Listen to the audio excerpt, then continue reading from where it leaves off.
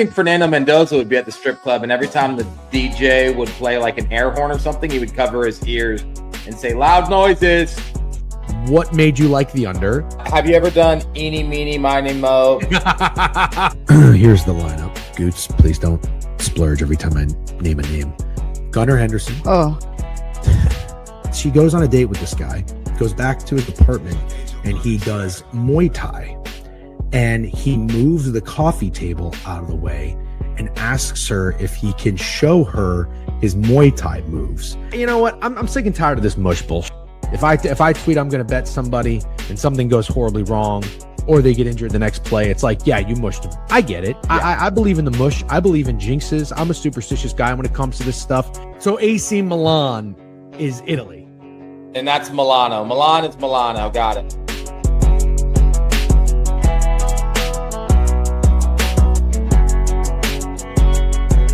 Milan is Milano. Everybody knows that. Good morning. It is Wednesday, April 1st. Happy April Fools and congratulations to Proper Patch. She said yes.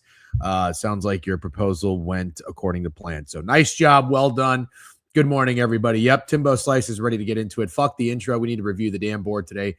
Day baseball slate is fire. It is. Glorious baseball slate. I got after it a little bit last night.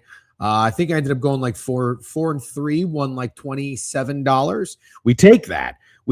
Ended March strong. But one thing I'm not doing is winning golf wagers. I'll tell you that fucking much. I'm not winning golf. I think the only bet I've won in golf was when I took Rory to birdie hole 17 at like minus 215 juice. Played a fat unit on that. BK is real happy about it. I already see him smirking in his car like a motherfucker. Anyways, we are going to talk golf. Then we got steak hopping on. We will recap last night's action. Some interesting things happened in the NBA last night. The Magic beat the Suns. We like to see that.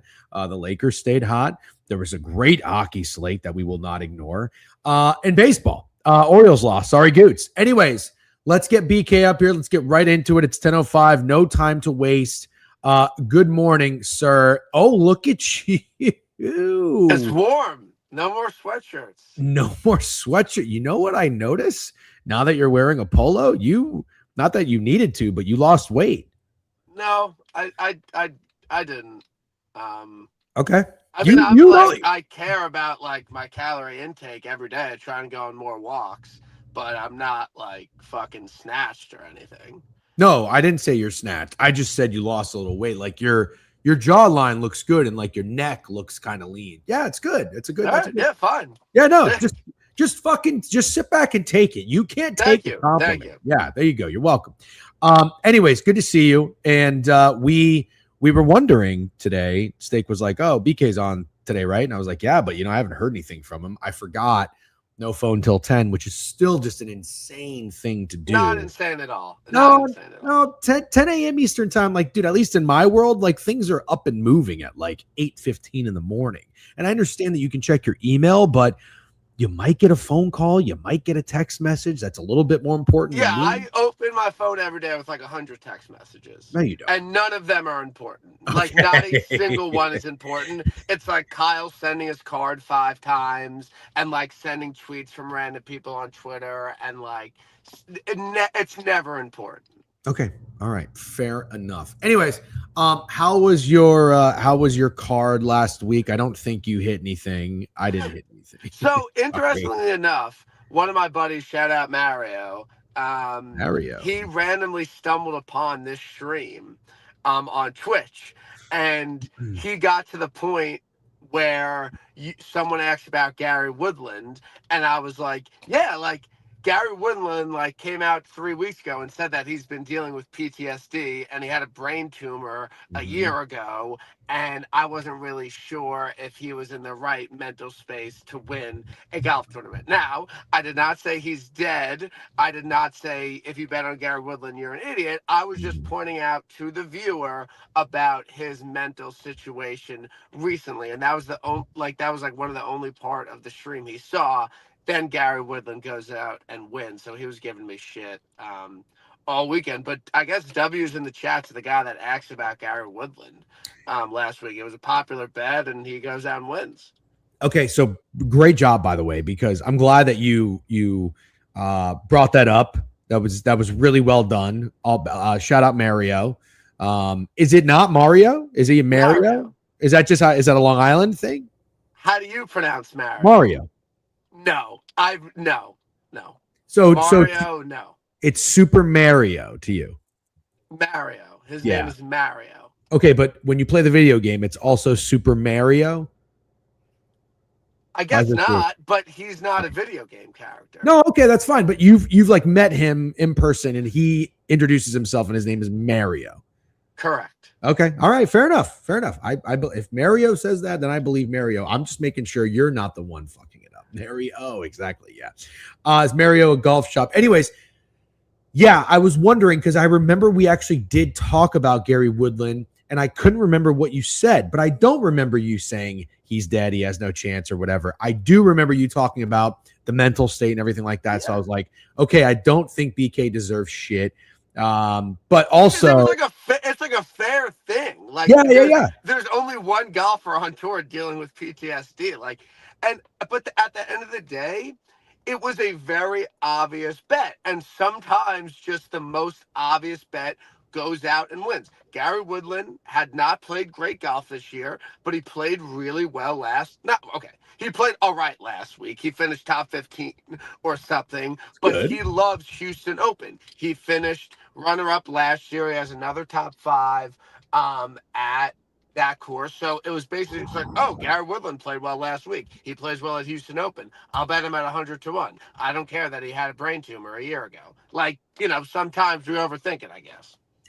Oh, dude, welcome to my life. I overthink everything. That's fascinating, though. I don't remember you talking about him being a popular or an obvious bet.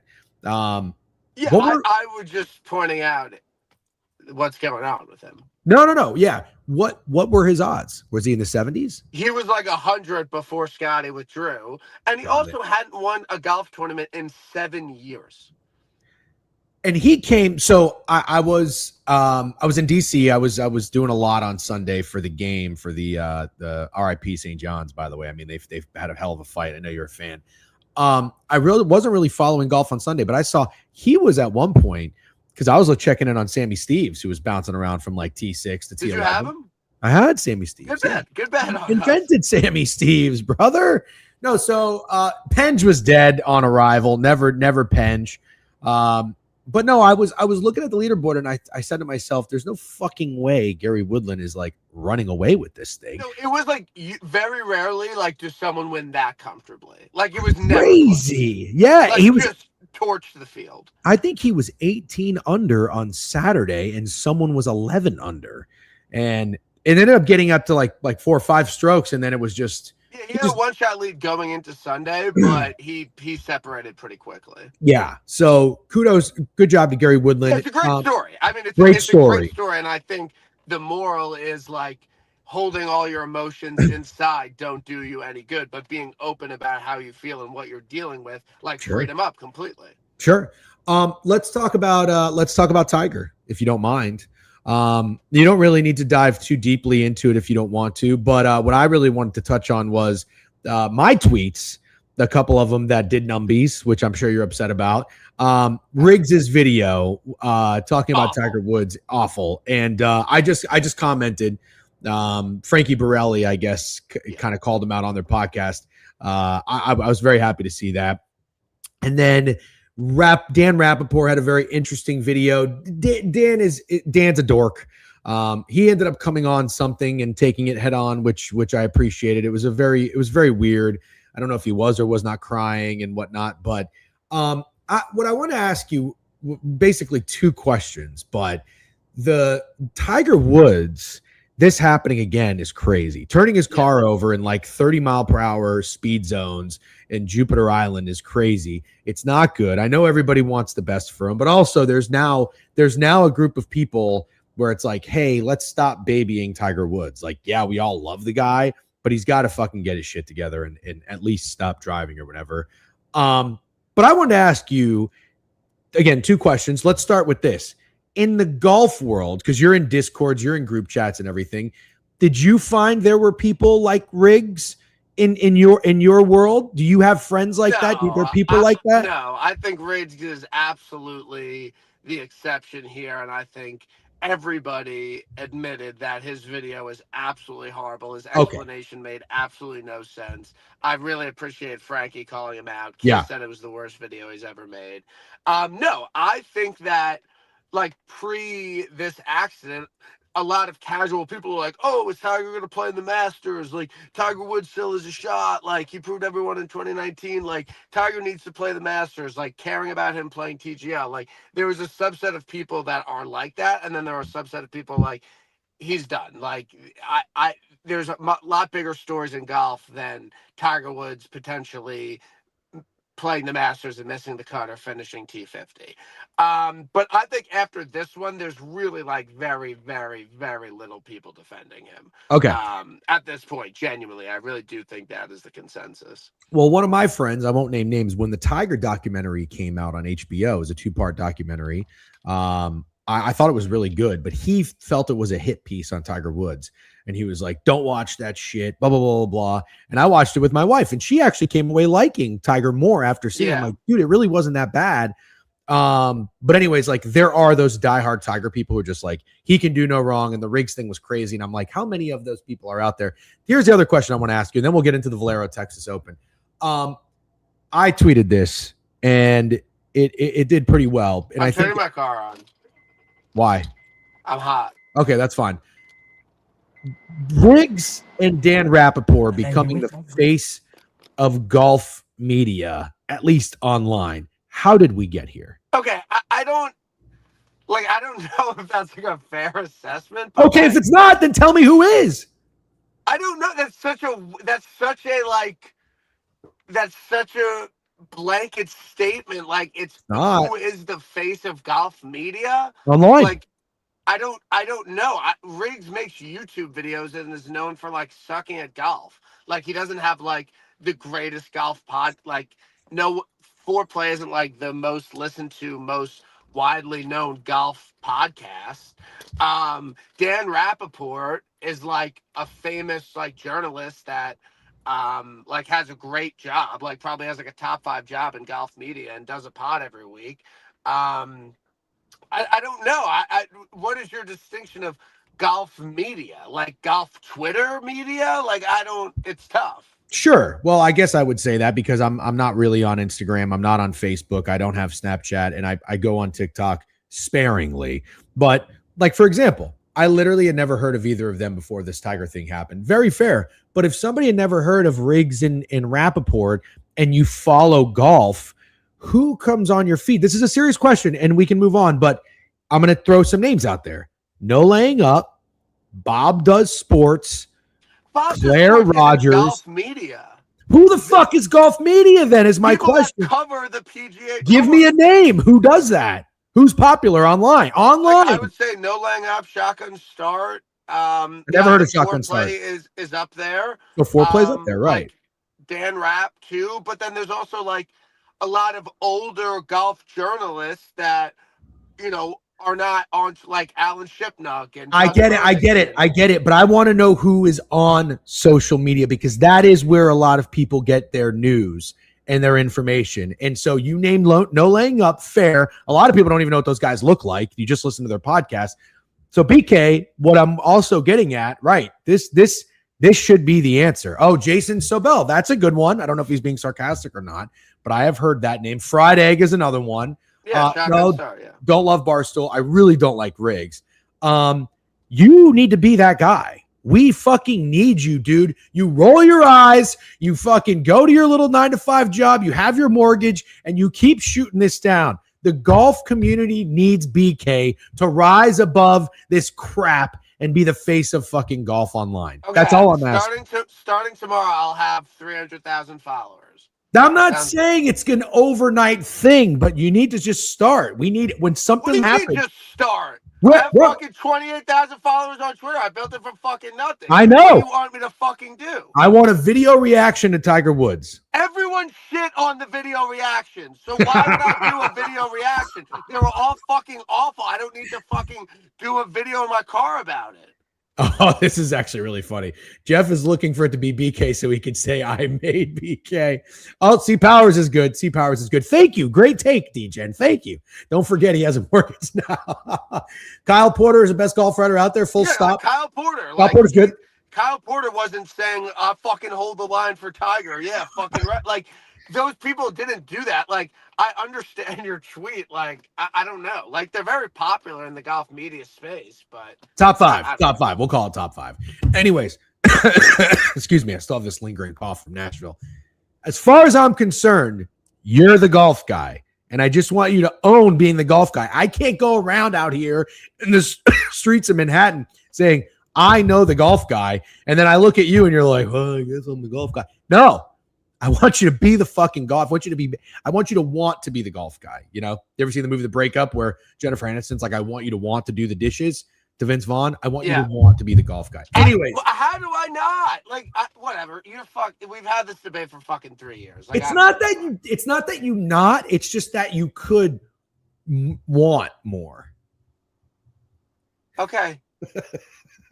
Anyways, Valero Texas Open.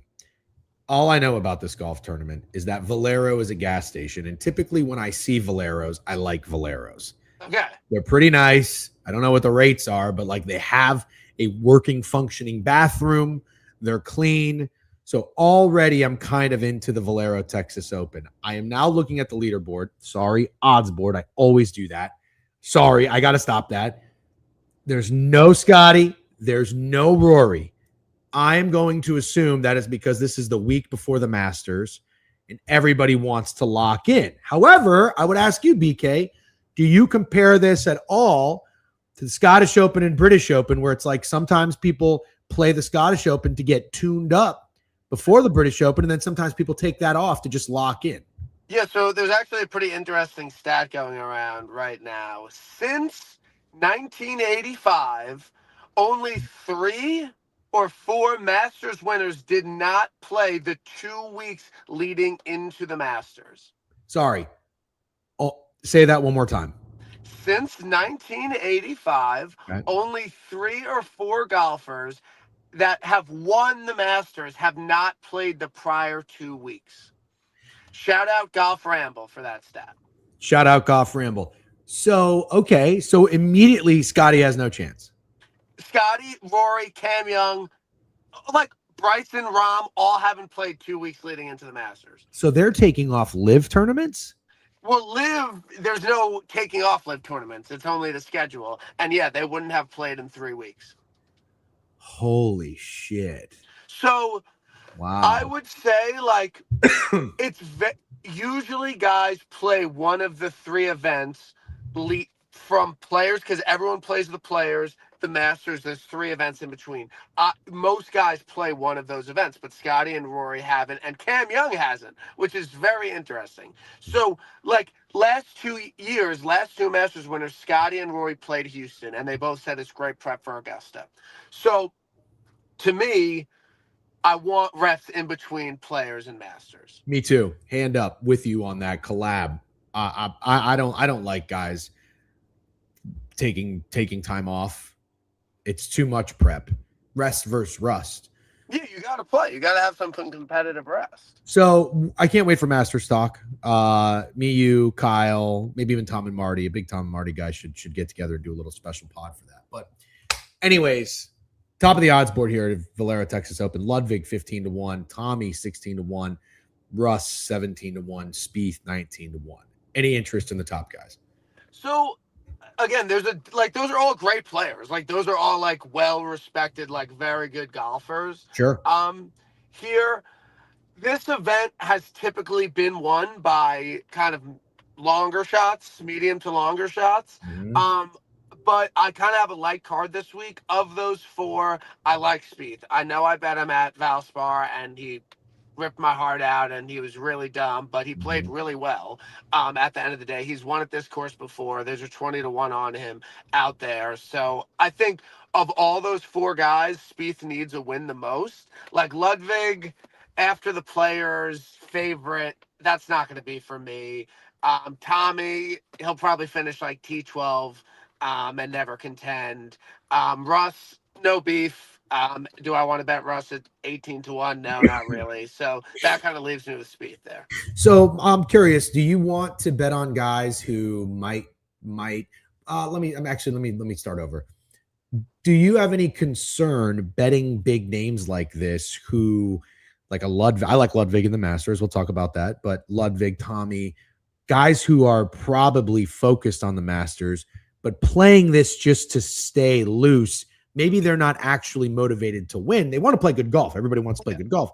But does this feel like an opportune time to strike on somebody that's like a little bit smaller of a name to like? Like those top three don't need a win this week. Right. So yeah, that's a fair take. It's a fair take. And they're also short ass odds. It's a big investment. So it's like, it's not for me.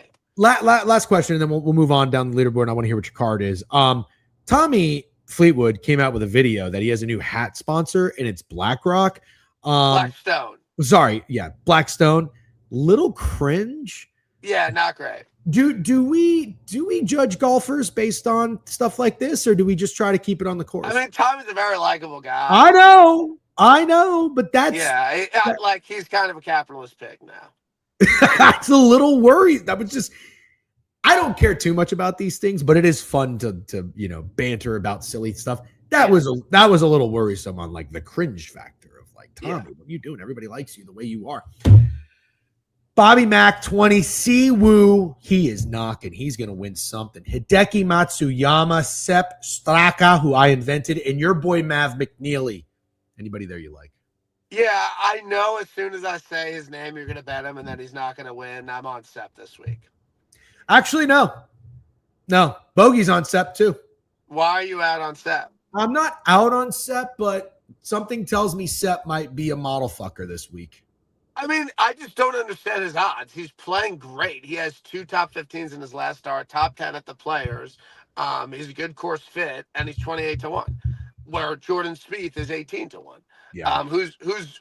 Sepp has 4 wins since 2022. I think Jordan has 1. So yeah, just a numbers play for me. I think I've bet on all 3. 3 of the 4 wins. There was one time I think I didn't have Sepp Straka. People forget that. Yeah. So I just have to People forget that every chance that I can. Okay.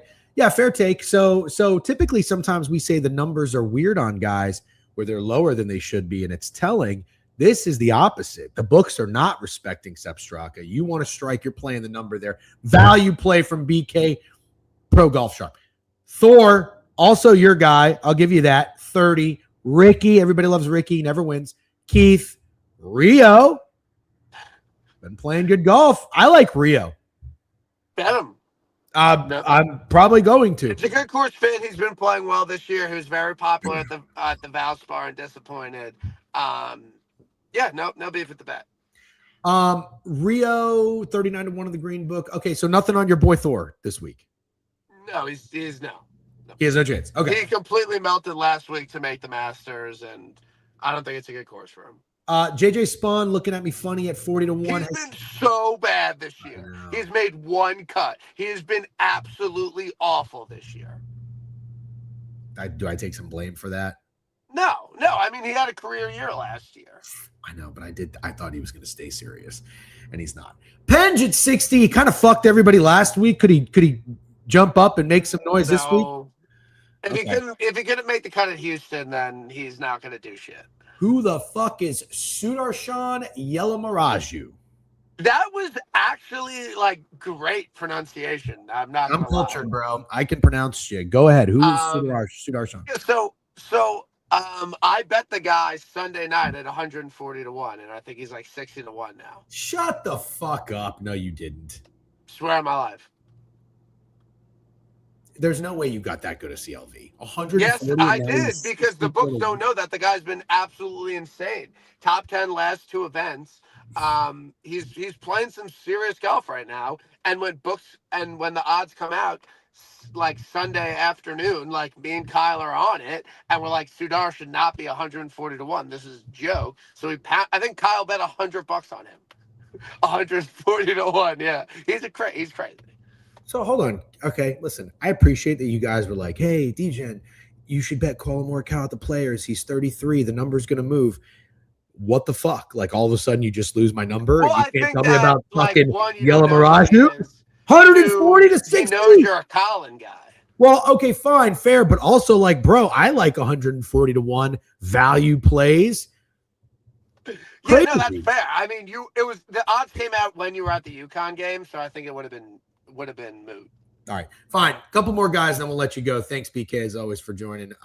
Everybody's favorite golf guy. I'm on Novak. Love Novak.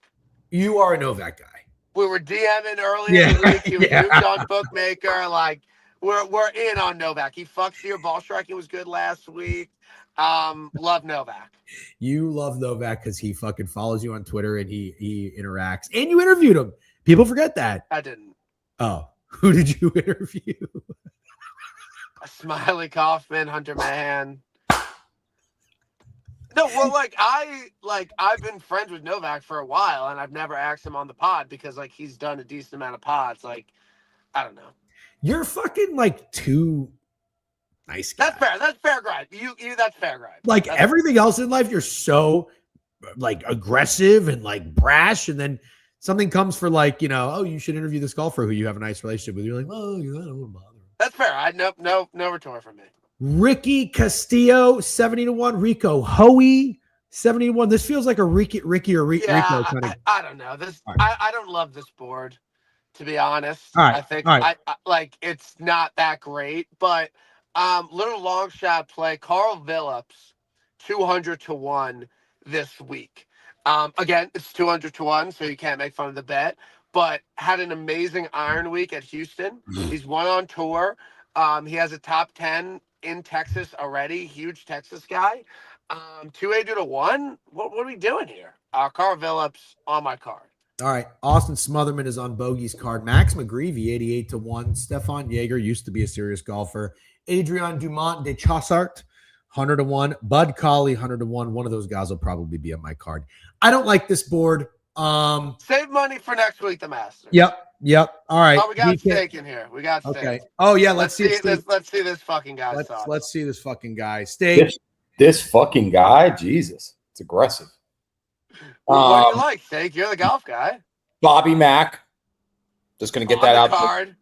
I don't bet Bobby Mack very often, but this feels like a time to take Bobby Mack and Russell Henley. Those are my only two front runners, Henley and Bobby Mack. And then I got to ask you about a guy that I've never really heard of, but I also want to bet him. I know that's stupid, but who the fuck is Alex Noren? Alex Noren is a European Englishman. He's played on Ryder Cups before.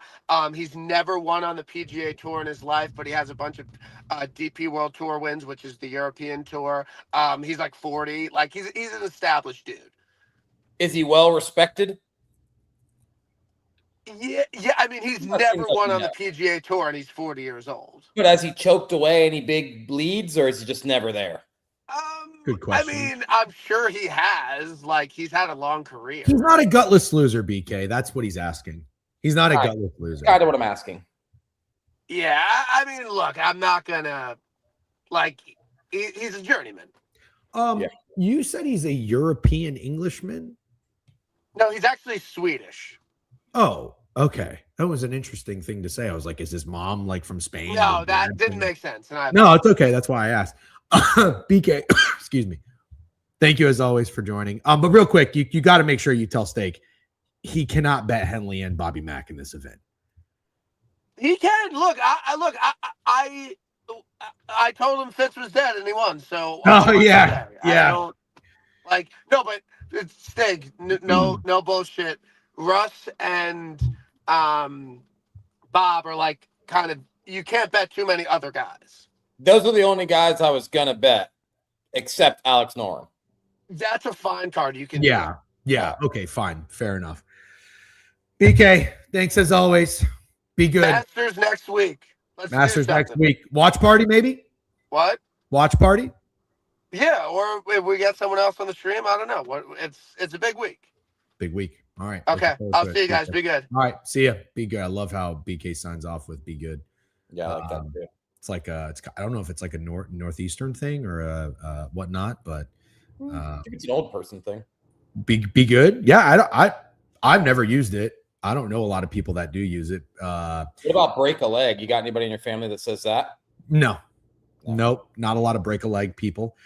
Philly hat bangs. Yep. Nice Phillies hat. When single bullet, JT posted 91. Not a golf guy, just a vibe play. Any thoughts? I like Posty, as BK would call him. I like him. Sure. That's fine. Matthew Boyd Kayslatter will feed families watching the stream today from a plane. Love that. Chris Walton 3177 sounds good. What kind of internet do you have? Do you have Starlink? Unfortunately, I saw Delta announce that they're going to go with Amazon's internet and not Starlink. Which is unfortunate because I'm a big Delta guy. Plane Wi-Fi has been trash, and I've been traveling a lot, and the Wi-Fi has been dog shit. Yeah. I hate planes, and I travel for work. Yeah, where are you flying in safe travels? By the way, shout out Proper Padge, his fiance, or she said yes. Hashtag she said yes. The proposal yesterday, so that's good. Padge, congrats. Yep, got a couple follows. Your boy Chels with a new follow. Brayanza with a new follow. Graylish Cavs and P. Ruck with a couple of stream streaks. And X Finchy says we need to set up a fake Sharps tailgate for a Jags game in Orlando. Dude! No problem. Yes, see you there. How much does that rock? It's pretty cool. Especially because the time that Orlando is getting the Jacksonville Jaguars has to be the time that the Jags have like started to become one of their most exciting versions of themselves. You know? Yeah, as long as they can keep it together for sure. But besides like the Brunell and Fred Taylor, Jimmy Smith era. I mean, yeah, Bortles got to the AFC Championship. That's true. Miles Jackson down. I don't know if you remember, but I do. Yep, I remember that play vividly. I remember also before that, David Gerard was pretty decent. Didn't he take him to a playoff game? David Gerard. Yeah, Yeah. No, I feel like they were like mid. Oh, Rambo, we wouldn't miss it, man. We wouldn't miss it. We'll be there. Because I think I have something that's going to be like the 8th. And I think I have something the 14th. So I'm planning around it. So I should absolutely be there.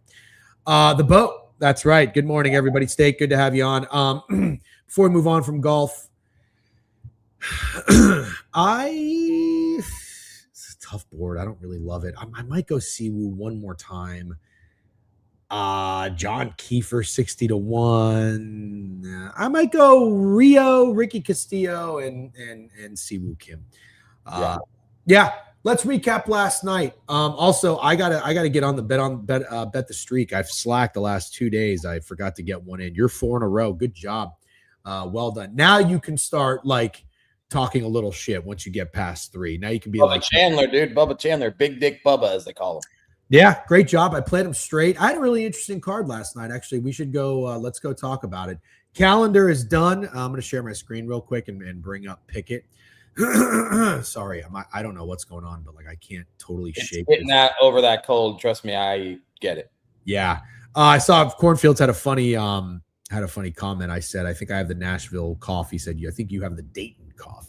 That sounds a little bit more like it. By the way, they're going to town on an apartment in my building. I don't know if you can hear it or not, but I cannot. Keep moving.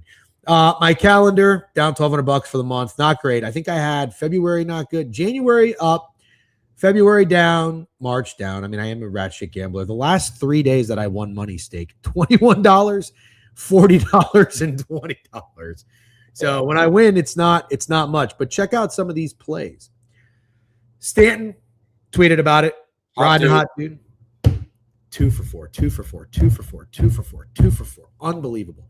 Really upset about this play, this over 3.5 team total for the Padres. But I did stand on business. I faded Logan Webb. He got me. All right, He got me. This little system that I had of taking a guy's under strikeouts after they throw for a lot, I'm going to hold off on that. Or maybe I'll do it with guys who aren't known like solid pitchers and aces. It directly contradicts riding hot dudes. 100% right. Hunter Brown is out for fucking blood. Okay. 9-2. St. Louis was happy about this one. Thought that line was a little short. They wanted a plus price. Junior Caminero for my home run guy. It was never him. Here is our parlay. This was terrible. Ronald Acuna, Junior Caminero. Did you see Corey Seager hit one? Yeah. The Nerfy. This is why I'm so fucking stupid and I really hate myself. We talked about this game and I told you that it looked like a high total for Eflin and DeGrom, like the over. Literally wrote down on this fucking notebook the very first thing. You probably can't see it, and that's fine. Texas, Baltimore, over 8.5. I played the Nerfy. I mean, the Yerfy. Played the fucking Yerfy and not the over. But Bubba Chandler, over 5.5 Ks plus 105. That was good. So small winning day. Anyways, we do have. Fading Jeff Sunday is down units. That's all that matters. Fading Jeff Sunday and piss. Minus 0.2 units. Fading Jeff Sunday. Right. Fuck you. That's right. Shea is Himmy, Degen. Absolutely love to see that. 4 home runs now, tied for first. I don't really have anything else. I realized I looked at my wagers. I don't see Yandy most hits in there 45-1, so that kind of sucks. So I don't have that. I can probably just Vic Lap saying that if he ends up getting it. I was looking when we were in DC because you can bet awards there. You can't do it in New York, which is so fucking stupid. So stupid. Dude, the odds on the black and gold book when we were at that casino in Maryland was terrible. I jumped in on Sal Stewart, her Cama's money told us to take rookie of the year 12-1. This was stake. This was Saturday. This was like the second game of baseball. He was already at plus 450. Now he's at like 2-1, which is insane. I did take Shea Langoliers most home runs at 50-1. I'm pretty sure he was 150-1. But I figured that would be fun. But I did look for a Cy Young. And remember, I told you I liked Christopher Sanchez. He was plus 650 before the year started. And I went to go take it. He was plus 325. And I was like, after one start, I can't do that. That's absurd, man. So there was another fun one. I think it was strikeout leader. I think I want to take a little action on Dylan Cease. I think that would be fun. He might be a guy in a new team and city that's going to go nuts.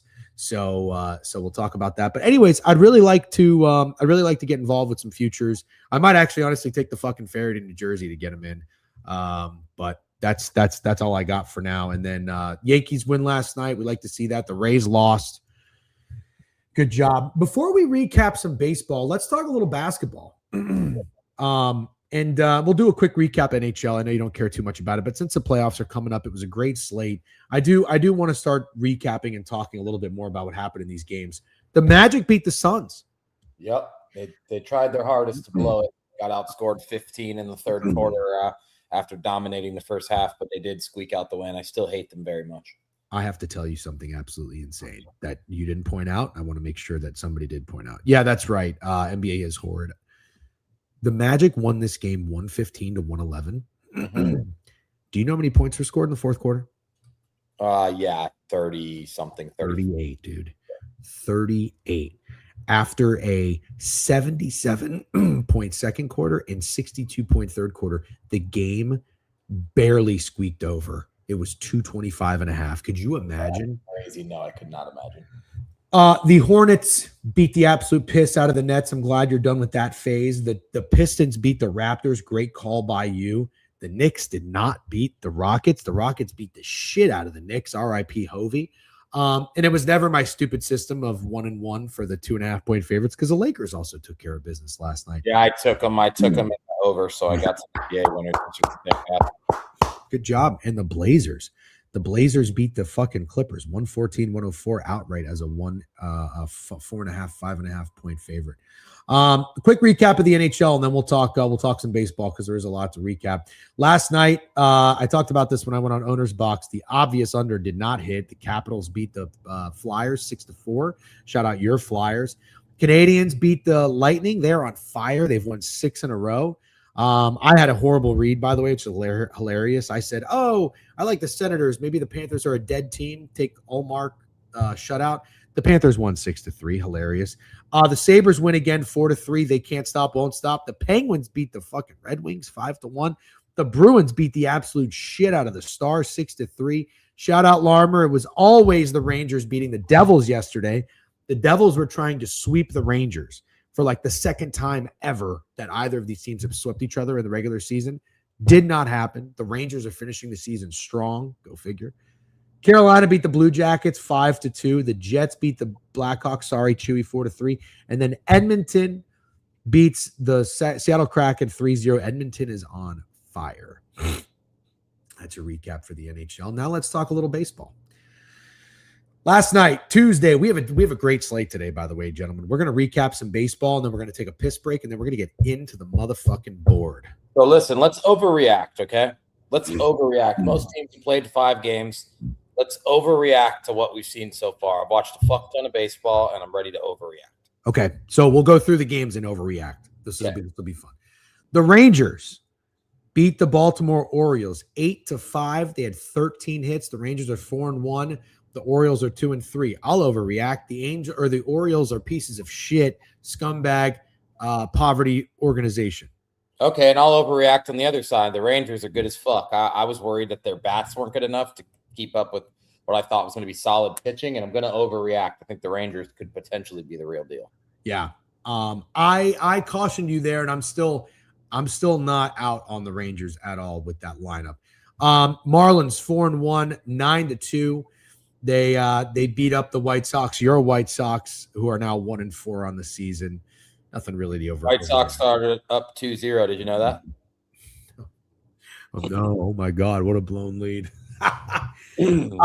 Pirates beat the Reds. Nice win for the Pirates. They needed it bad. 8-3. Shout out Bubba Chandler. They got up early in that one. I saw. Pirates are now 2-3. The Reds fall to 3-2. How about a cheeky read by me? Wait. Did we overreact on that game? Are we doing every team? Okay, go ahead. Bubba Chandler better than Paul Skeens. Oh God, that's a fun overreaction. Okay, very good. The Phillies, Andrew Painter, paint it like Painter. I talked about parlaying strikeouts, by the way. We didn't do it with Painter and Bubba. Unfortunately, both of them went over their K props. Painter had 8. 3-2, first 5 under in this one, para mí. Phillies are 2-3. The Nationals are 3-2. Great underread by us. Us. The Blue Jays bounced back. Congratulations, anybody who took that. 14 hits. Max Scherzer pitched very well. It was the Rockies, but 5-1. Good job there. Aaron Savale pitched for the A's. He did a pretty good job. A's get their first win of the season. 5-2 against the Braves. Jose Suarez, not a very good start for him. Langoliers with another home run. Tied for the first in the league right now. Angels take down the Cubs 2-0. Jose Soriano. I'm a Jose Soriano guy. How about I'll overreact? Here's your fucking long shot for Cy Young. This guy is nasty. 0 ERA through 2 games. Pretty fucking solid. Yeah, I took his K's. I hate this stupid fucking website with a passion. Stop it. Fucking idiot. God, I hate this stupid website. Sorry. 2-0. Oh, he only had 4 strikeouts, so he didn't go over a strikeout. All right, here we go. Let's talk about this. Wait, do we overreact about the Cubs? Cubs are now 2-3 on the year. Go ahead. 2-3 on the year playing the Angels and the Nationals. Not great. I don't look that good. How's PCA doing? I heard he had a whole I saw a tweet that said PCA keeps finding new ways to get out, and it was like a bunt. It was. I honestly don't know why I brought it up because I don't know how to explain it. You'd have to watch it, but I don't think he's doing well. Okay, I hate to see that. I think he's in our goat whale. I think he is too. Yeah, not good. The Rays and the Brewers. Brewers win 6-2. This was one of the worst first 5 losses I've ever seen in my life, and I think our guy Peter Apple had it. It was 2-0. Yeah. Rays were winning. 2 solo shots, Aranda and Nick Fortes. Nick Fortes hit the piss out of the baseball yesterday. And Shane McClanahan is dealing through 5 innings. He absolutely was. Got it. Okay. And then you could tell he was losing control. He was throwing a lot of balls. There were 2 guys on. He walks the 9-hitter, which you just cannot do with 2 outs. Cannot do it. And then I think Bryce Terang or someone hit a 2-run RBI single, and Cedric Mullins, they got him in a rundown, and Cedric Mullins came up and covered second base, and the ball came out of his glove, and he committed an error. But Cedric Mullins is awful. He is terrible. You hate Cedric Mullins like I hate Tyus Jones. I can tell it's built. The hate is building up inside of you. I can literally tell every time we talk about him, you look and act a little angrier. Well, I'm even more upset because I always hate signing players from like your divisional teams. It's like, if they don't want them, why would you want them? Get the same with coaches too. He's a spy. He's a plant spy, espionage, treasonous fucking bastard. Get him out of here. So Cardinals beat the Mets 3-0. Nice job from my guy Palante. Watch out for Andre Palante. Astros. Great read. Good job, by the way. I like the Mets. Thank you. Astros 9-2. Hunter Brown is out of his fucking mind. Red Sox 1-4. Overreacting? Oh, yeah. That's the next overreaction for sure. Through 5 games, the Red Sox look fucking brutal. They really do not look good. Did Roman Anthony strike out every at-bat yesterday? I think so. Yeah, I think so. Unfortunately, he's going to be my beat the streak guy. Okay. All right. I don't know exactly how, but it's happening. Sure. Also, sorry, you're moving quick, and I appreciate it. But did you see the call at first by that ump yesterday in the Rays-Brewers game? Where they committed an error. He threw it way outside, and then they called the guy out because he didn't touch first, but he very clearly touched first. No, I didn't see that. You missed that? Wow, it was one of the worst calls I've ever seen. Was it late in the game? I don't remember when in the game it was, to be honest. Well, I made it till about the 6th inning. It was whenever the Brewers started splooging, I feel like. Okay. Apparently, this guy, Bucknor, has made a bunch of mistakes already. CB Buckner? Yeah. Yeah. I like ABS. Yeah. It was used a couple times. Oh, yeah. Wow, we haven't talked about ABS yet. I'm a couple days late, but that scene from the Reds game, I think Eugenio was batting, where they just reviewed, was it 3 strikes in the at-bat? I don't know if it was 3. I think it was 2. Well, I thought it was 3, but either way, 2 or 3. And then the crowd was rowdy. Yeah. And the announcer goes, "This is the loudest I've heard the crowd all night." And it's so funny to think about the loudest the crowd reacts is because of a review. That's so fucking funny. I think the first one was a ball inside that he called, and he called it a strikeout. And he reviewed it. It was a ball. Then he threw it outside. He called it a strikeout, reviewed it, and it was a ball. Oh, so this was CB Buckner too, dude. That's what they were just saying. They got to get that man fired. He's got to be. I thought you literally just said that. I know. I didn't know that he was the guy at the Reds game. I knew he was the guy at the Brewers game. But when you were talking about the Brewers game, you said you think it's that Buckner guy. Yeah, but I didn't know he was the same one from the Reds game. So when you said that Buckner guy, you just assumed Buckner was a guy that. No, I just saw a lot of people bitching that he made another bad call, so I'd known it wasn't his first time. Got it. The Salvador Perez one was awesome too.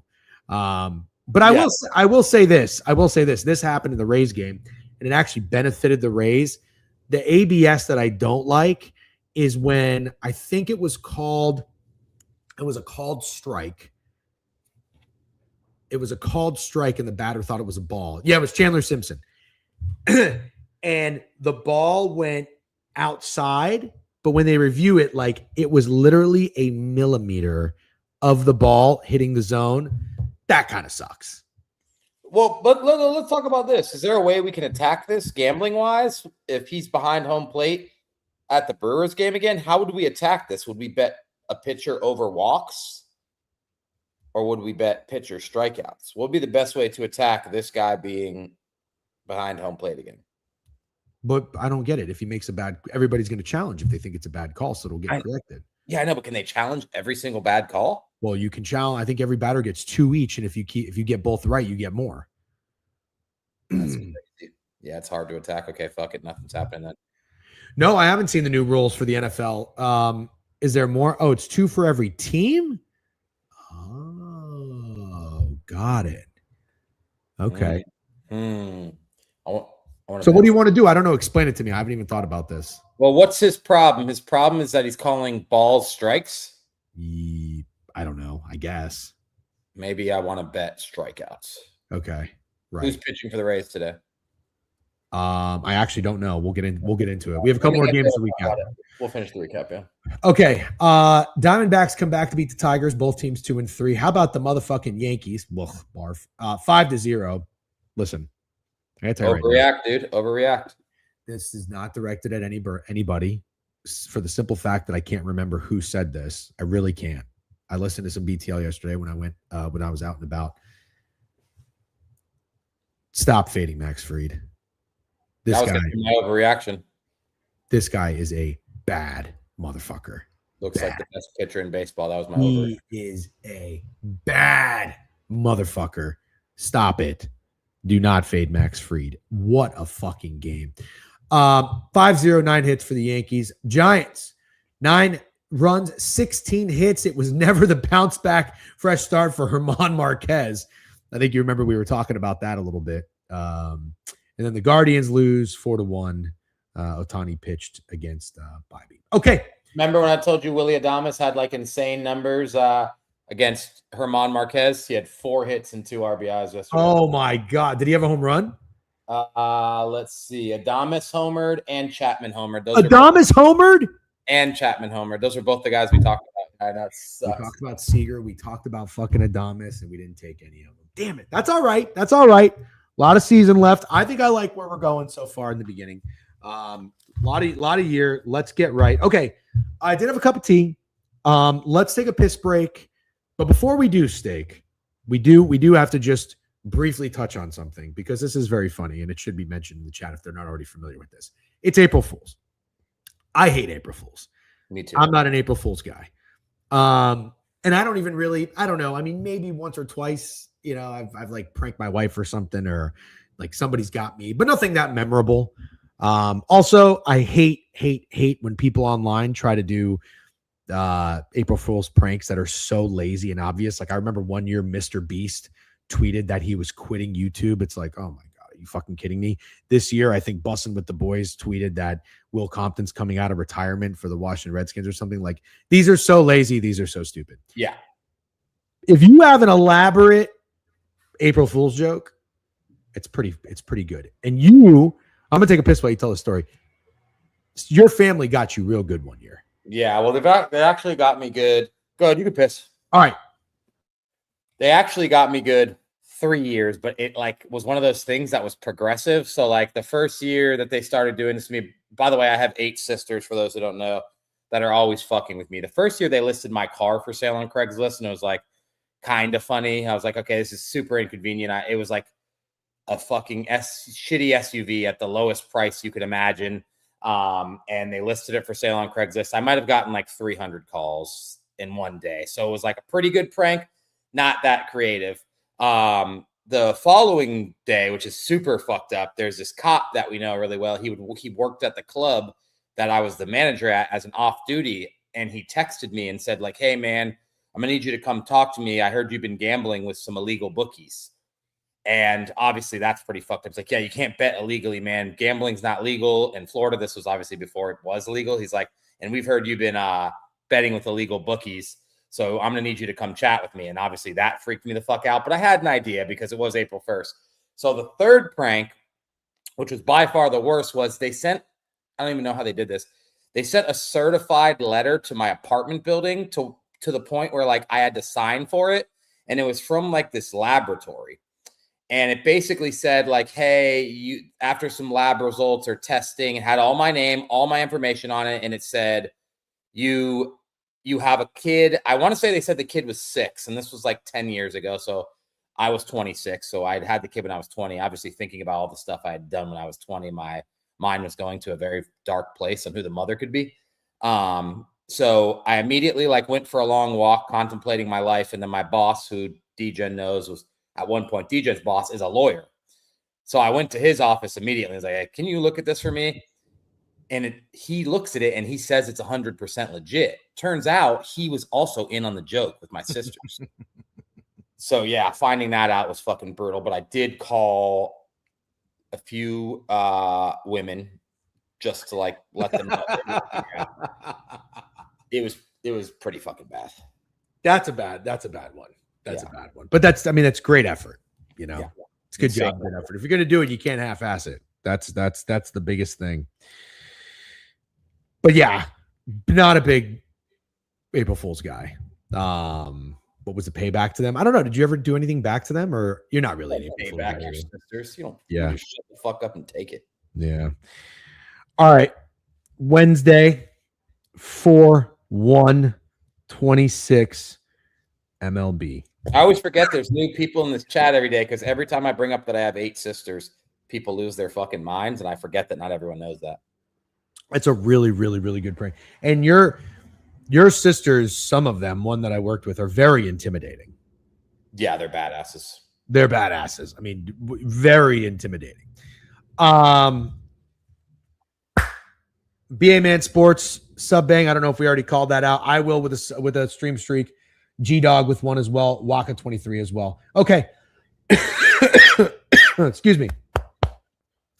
hope I don't have something serious brewing down there. That's best April Fool's prank I've heard. Getting the lawyer involved is credible. Yeah. Let's get down to business. Let's get down to, what do they call it? Brass tacks. I like that, actually. I kind of like that. You like brass tacks? Let's get down to brass tacks. Yeah. All right. Well, fuck it. We'll brass tacks. All I want is on my picket calendar to have a fucking start with a green day. Like, I want a green day. Call me Dookie because I want a green day. That's pretty good. I might use that. Yeah. Let's go look at the MLB board because we have day baseball. And God, do I fucking love day baseball. Yeah. All right. The A's and the Braves stake. First game on the slate. Chris Sale. Total at 8. Luis Severino. He's got a 3.6 ERA. Sale's got a 0 ERA. He's 1-0.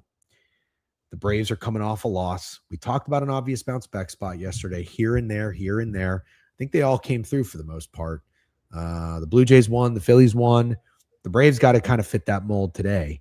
Do you think there's a chance that the A's bats could have woken up a little bit after winning their first game of the season? And do you think that there is any chance Chris Sale might be in trouble? Also, I'm sorry, I keep doing a poor job at this. Let me tell you what the odds are. -215 for the Braves to win the game. -1.5 is even money. And like I mentioned, the total is 8. Any thoughts? Quite the opposite of what you said is what I think. Really? I think the Braves dominate. Chris Sale shoves. You had 2 guys yesterday that gave up 0 runs in their first start, making their second start, Soriano and Fried. They also both then gave up 0 runs in their second start, and I think Chris Sale will follow suit. I don't think he's going to give up an earned run today. He's definitely in contention for me as a beat the streak guy. I think it's Sale dominance. Okay. Sale strikeouts right now, according to Pickett, 7.5. The over is -158. It's the second most popular bet. The Nerfy is very popular. The under is very popular. And Ronald Acuna Jr. +375 to hit a home run is popular. But to be clear, Ronald Acuna is 100% homering today because I bet him yesterday. That's a guarantee. Do you think we should run back our home run parlay? No, because then they won't homer till tomorrow. Doesn't work like that. You can't run it back. People in the chat can run it back, but we can't. Okay, fine. Fair enough. I like where your head's at in this game. I also like where you're what you're saying in terms of the Chris Sale shove fest. I am just going to look quickly. So I might, you know what? I don't know how you feel about this. I kind of like referencing. We don't do this very often, like the prize pick stuff, but with Beat the Streak now on the Book It Sports website, which if you're not doing, you should do. It's a very, very good idea. I hit 4 in a row, no big deal, and then I lost on Stephen Kwan. Most legit prize too, over $2,500 fucking dollars. Cash and prize picks coin, right? We're not talking about play money here. Yeah. So somebody said Drake Baldwin home run yesterday, by the way. He did hit one. Great job, whoever that was in chat. I was just going to say I wouldn't mind taking a peek at some of these hitters. Shea Langoliers, 5 fantasy, my fucking dog. But while I was doing this, I started to realize something. Brent Rooker, 4.5. Is this guy not doing anything this year? Is he off to a really slow start? I mean, he's a guy. I don't know for sure, but I feel like I haven't seen him do anything. Well, now I'm going to pull it up. Oh my God. He's batting 190, 0 home runs, 0 runs, 1 RBI. And go figure, he had a strong spring. I bet he fucking did. He is he's getting a couple dings here and there. He's 1 for 4, 2 for 4 in his last 2. So, but he had a bad start to the series in Toronto. Maybe a guy that does something today. Brent Rooker. He's on my short list. Brent Rooker. All right. That's a donation. Well, all I need is over 4.5 fantasy score. He can hit a double, and does that get 5 or does that get 4? I don't know about baseball. Ben Davies, 100% will give you. We will give you 1 money line for sure. I think mine's coming up in the next game. Okay, thank you, Adam. A's first 5 team total under. Sure, yep. Chef Timbo, what do you like today, if anything? Are you betting? I know Timbo's a big player prop NBA guy, but I don't know if he bets MLB. Sounds like he does. I wonder if he's been having a hard time with the NBA like I have with sides and totals. Can't wait for the playoffs, man. I think he's doing great, but he also bets really weird player prop shit.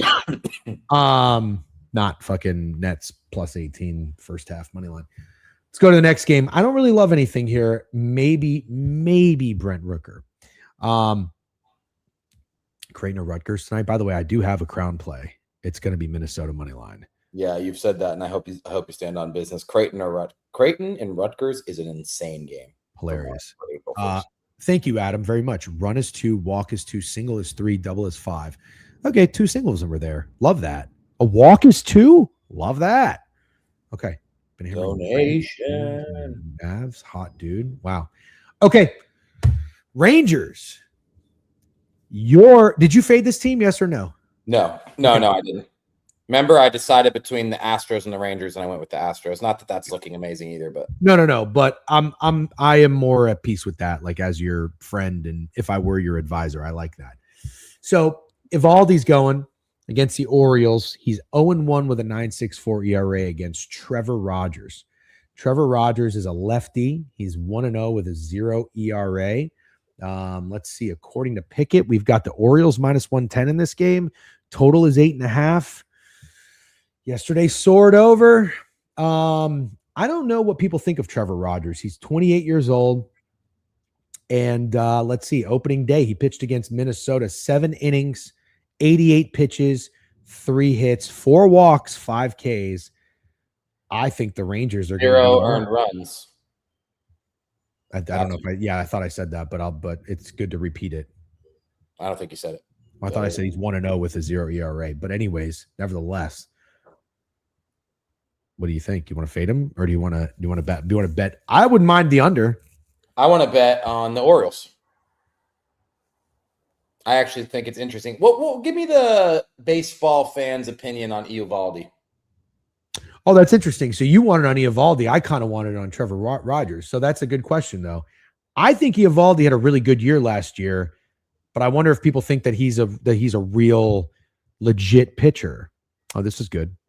Confusing innings eater. He's very good.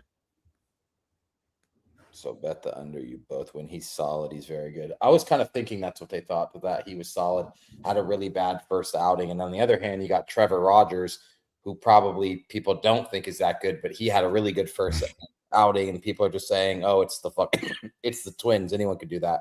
So obvious bounce back for a pitcher, obvious fade spot off a good game. Orioles kind of been getting smoked. They don't look that good in the first 5 games of the year. Rangers look amazing. Orioles still favored. Kind of want to take the Orioles. You know what, man? I might be with you. I don't think I want to buy into an Eovaldi bounce back. He's 36 years old. Joe also do like Trevor Rogers, so I could have been wrong. Okay. You got a lot of familiarity with well, actually, I take that back. No, you don't. Taylor Ward is 5 for 20. You've seen him a lot. Gunner's 5 for 7. Pete is 2 for 2. Adley is 2 for 5 with a home run. The top of this lineup is not good for Eovaldi. Trevor Rogers, as we mentioned, he did pitch well, but it was against the Twins. Take that with a grain of salt. Sorry, Biev. The Rangers have seen him quite a bit, actually. Every batter in this lineup except Jake Berger has seen him. Andrew McCutchen has 3 home runs off of Trevor Rogers. You know what? I don't want to buy in on an Eovaldi bounce back. Also, listen to this with the Eovaldi stake. How about a regression candidate here, like just over the course of the season? Until a late August shoulder injury ended Eovaldi's season after 22 starts, 130 innings, the right-hander was a legit Cy Young candidate. A late career renaissance. Finishing with an 11-3 record and a 1.73 ERA. Yeah, I hear you. Did you mention what the Texas hitters have done against Rogers, though? I just said they're very familiar. Nimmo has a homer, 4 RBIs, batting 364. Seager has 2 home runs, batting 333. Berger has 2 home runs, 6 RBIs, batting over 400. Shit, it's crazy. Are you sure? 6 of these dudes have homered off Trevor Rogers. I'm not seeing that at all on RotoWire. Maybe that's not including the playoffs or something. The only guy with home runs is McCutchen and Danny Jansen. Well, what do we trust more? Do we trust MLB more or RotoWire? Maybe MLB is including something else. Maybe they're including playoffs. That's the only thing I can think of. Although I don't know how many Trevor Rogers been in the playoffs. Texas batters versus T. Rogers.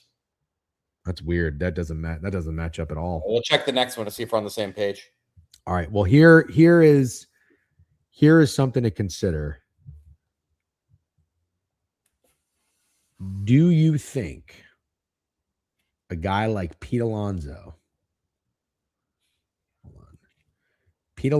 who started the season not great, 0 for 3, 1 for 5, but then 2 for 3, 1 for 4, 2 for 4 last night and hit his first home run. You know what I like to do, and that's go back to guys who hit home runs. He's 2 for 2 against Eovaldi. I kind of like Alonso today. Okay, I don't hate that at all, especially since he got one. He got one yesterday, right? That's what I just said. Are you listening to me? I don't feel like you are. I don't think you are. That's 2 times now. Not 2 times. You didn't say the ERA thing. We're 1-1. I said Rogers is 1-0 with an ERA. That's fine. But when I was talking that whole time, you're staring at the chat, and nobody is even chatting. No, I swear to God, I listened to you. I just missed the part where you said he homered yesterday. You missed the part. You missed the only part of the fucking. Okay, yeah. So, anyways, I think I want to go back to Pete Alonso today. Okay, Orioles money line added to my card.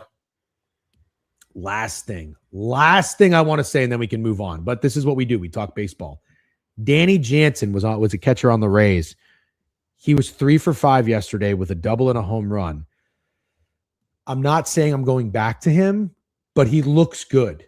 He looks like he lost weight. He was kind of letting himself go with the Rays. He was awful hitting wise. Good defensive catcher. He lost some weight and he hit a double. And when he slid into second base, he got up and he did like a rodeo dance because now he's in Texas. Danny Jansen could be a guy who's feeling himself in Texas. Just saying. Got it. Just saying. So, like Alonso today. John Gruden followed me on Twitter. We love to hear that. Wow, Goots is splooging. Yep. Staring Gruden at the chat. He's just living your dream. Yep. Jeff Sunday loves hot dudes and guys that look good. This is an interesting way of betting.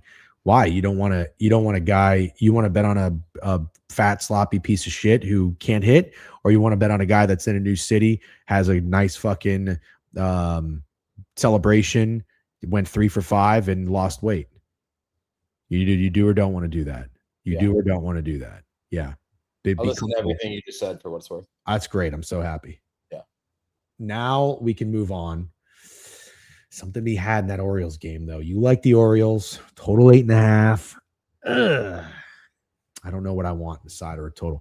All right, let's go to Cincy. Yeah. Here it is. The most obvious bounce back spot of the MLB season. Skeens. Wouldn't it be something? 67.5 ERA is the funniest shit I've ever seen. Wouldn't it be something? Skeens, 0-1, 67.5 ERA against Andrew Abbott. Is this his debut? It says 0-0 with a .00 ERA. Turns around rough spring. Whoa, no, check that.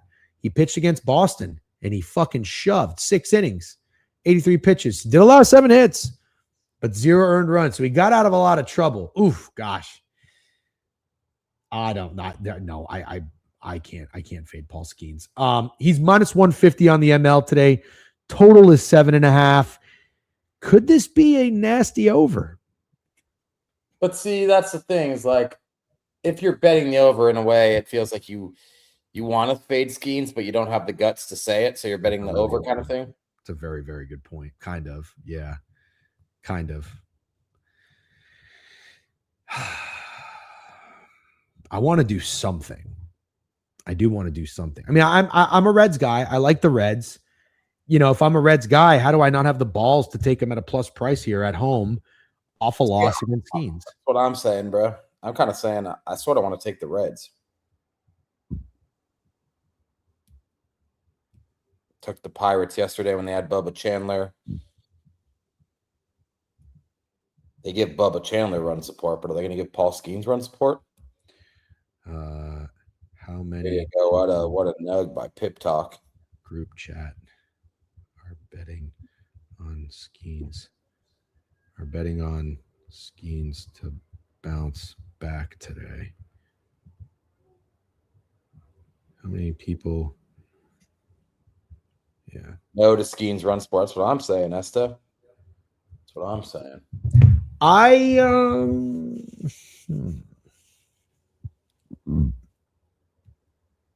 Let's see how Skeens fares against the Reds. How about that? Let's do that. Records only 2 outs. Like, here's a question. He had 1K. He didn't even make it to the first inning. What would be the way you would back Skeens if you were to back him? Would you do like outs? Would you do strikeouts? Is there a cheeky way to go about it? Where he could still allow 3 or 4 runs and you would win your bet.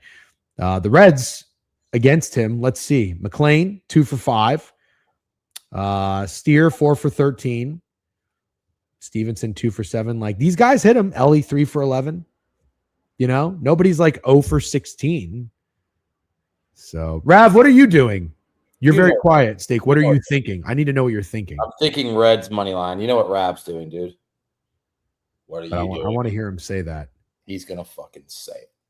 He might double his unit today, I would have to guess. Like, he's putting $25, I think, every game. He might put 50 today. So he's going to go 2 units, a real 2 units. Is Rav the only guy at Bucket who does his unit? No. Well, Krabs is a unit guy. Rav is the Chewy of Bucket. That is hilarious. Reds first 5 team total under. It's the best pitcher in the league off his worst performance of the year. What are we doing here? Dare I say, Rav, every single fucking person in the fucking world is going to be fucking saying that. It's a lot of fuckings. That was a vintage Steak. I had to say fucks a couple times. I'm with you, man. I'm with you. I just had to tweet it. I said, how many people in your group chat are betting on Skeens to bounce back today? Here's a look at the percentages. Oh, wow. Oh, this is good. Pickett replied and showed the percentages on the prop. Skeens over 6.5 strikeouts. You ready for this? I don't really know if you can see it. Yeah, that's crazy. I want to be clear, though. I don't want to directly fade Skeens. Not directly.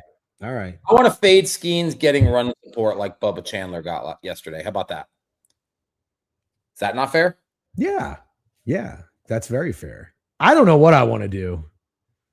Let's go to pitcher fantasy here on Beat the Streak. Let's see. Where's old Paul? Oh, dude.